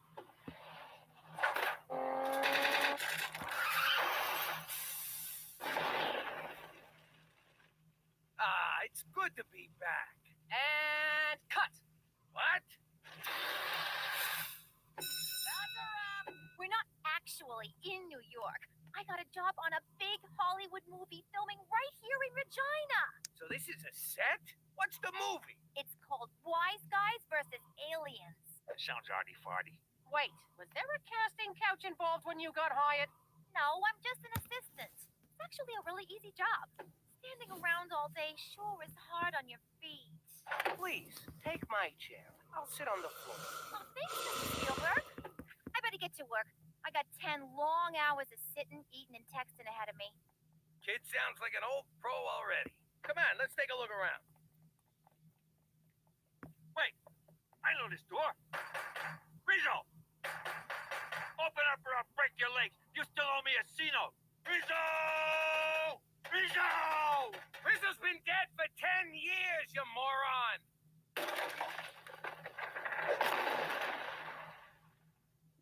Nice try, Rizzo. What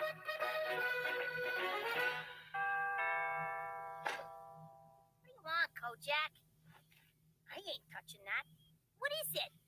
I'm talking to you, Professor X. Wait, Gina, that's a Buddhist monk. He don't talk. I think he's on mute. It's called a vow of silence.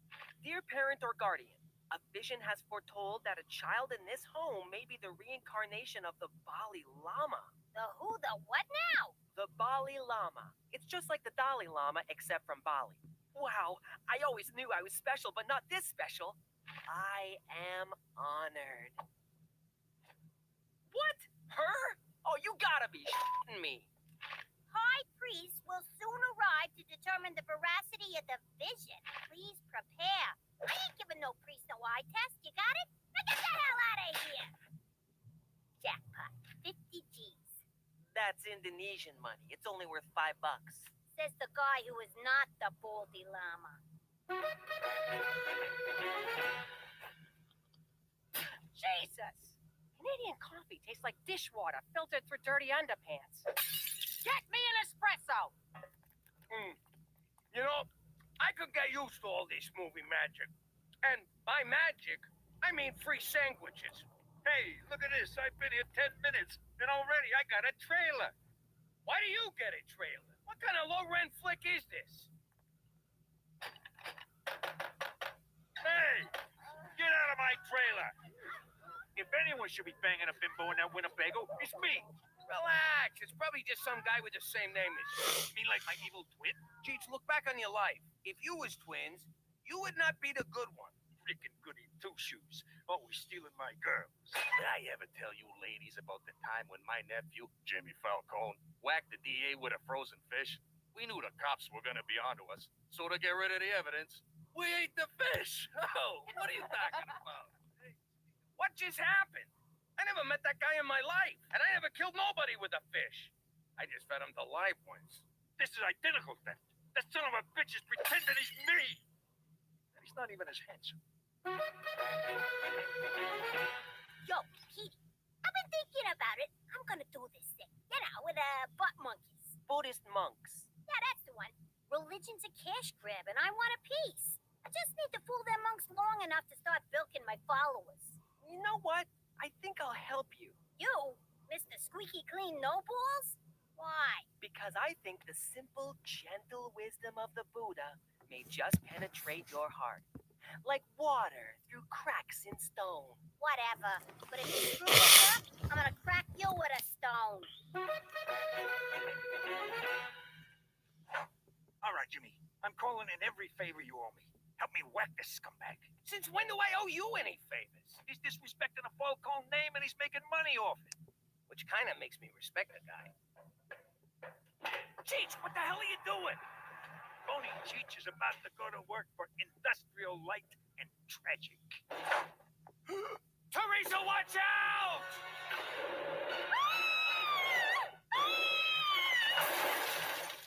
It's okay, it's okay. Teresa's fine. Yeah, we're gonna need 5 more Canadians. All right, you moron. How'd you steal my face? Whoa, Cheech Falcone, what are you doing here? Hey, Jimmy, since we're playing the name game, you mind telling us yours? so we can put it on your tombstone. It's me, Enzo, from Brooklyn. Narrow it down a little. I know like 50 Enzos from Brooklyn. Enzo Pistone. I ran Pistone's Pizzatoria. You guys ordered from me all the time. Why you impersonating Cheech? It's like this. I always wanted to be a director in Hollywood, but who's gonna hire a guy that smells like anchovies? So take a shower. When you guys disappeared, I got an idea. I moved to LA, shaved my head, slapped on a mustache, and pretended to be Cheech. What are you, insane? Why Cheech? There's no way I could pull off being you, Jimmy. I don't smoke. Anyway, I got a job as an advisor on mob movies. They call me Il Consultiere. The hell do you know about being a good fella? Nothing. I just tell them stuff I know from other mob movies. Bada boom, bada bing. I'm gonna shoot at you. I'm a shoot at you. You do realize there's a contract out on Cheech. So what? I'm in Hollywood. They're great at keeping secrets, especially once you join Scientology. What's this? It's a sweet gig, Jimmy. I get free food, they pay me in cash. I got a fancy car to drive, and a hotel room you wouldn't believe. Congrats, Enzo. You just got some partners. He had me at free food. This is called a sand mandala. It's an exercise in the transitory nature of life. I guess it's pretty easy to impress them boobists. Mother, why'd you do that? Now I gotta start over. Gina, the picture is no longer a picture, but the sand remains sand.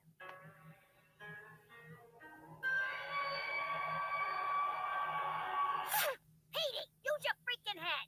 This kindergarten crap ain't gonna cut it. If we're gonna impress these monks, we gotta do something big. Like a steak dinner and a couple of hookers. All right, Enzo, here's the deal. Me and Cookie are gonna spend a couple of nights here living in the laps of luxury. And I'm gonna live in your trailer. I mean, my trailer. And where am I supposed to sleep? They gave you a car, didn't they? I'm above the line. I can't sleep in my car like some kind of teamster. Enzo, don't kid yourself. Your days in Tinseltown are numbered. I saw a clip from this flopperoni pizza you're cooking up. I'm gonna shoot at you.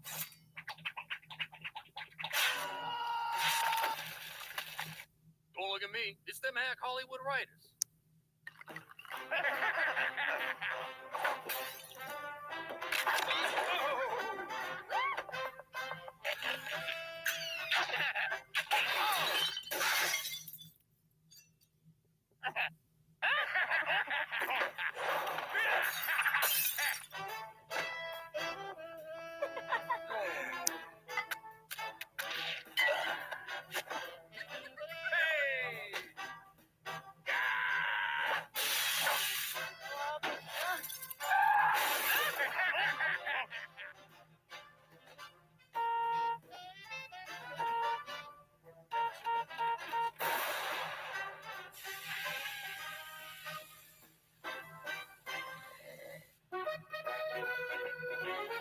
This is so much fun. I ain't been as relaxed in months. Exploiting another human being for my own amusement just melts the tension.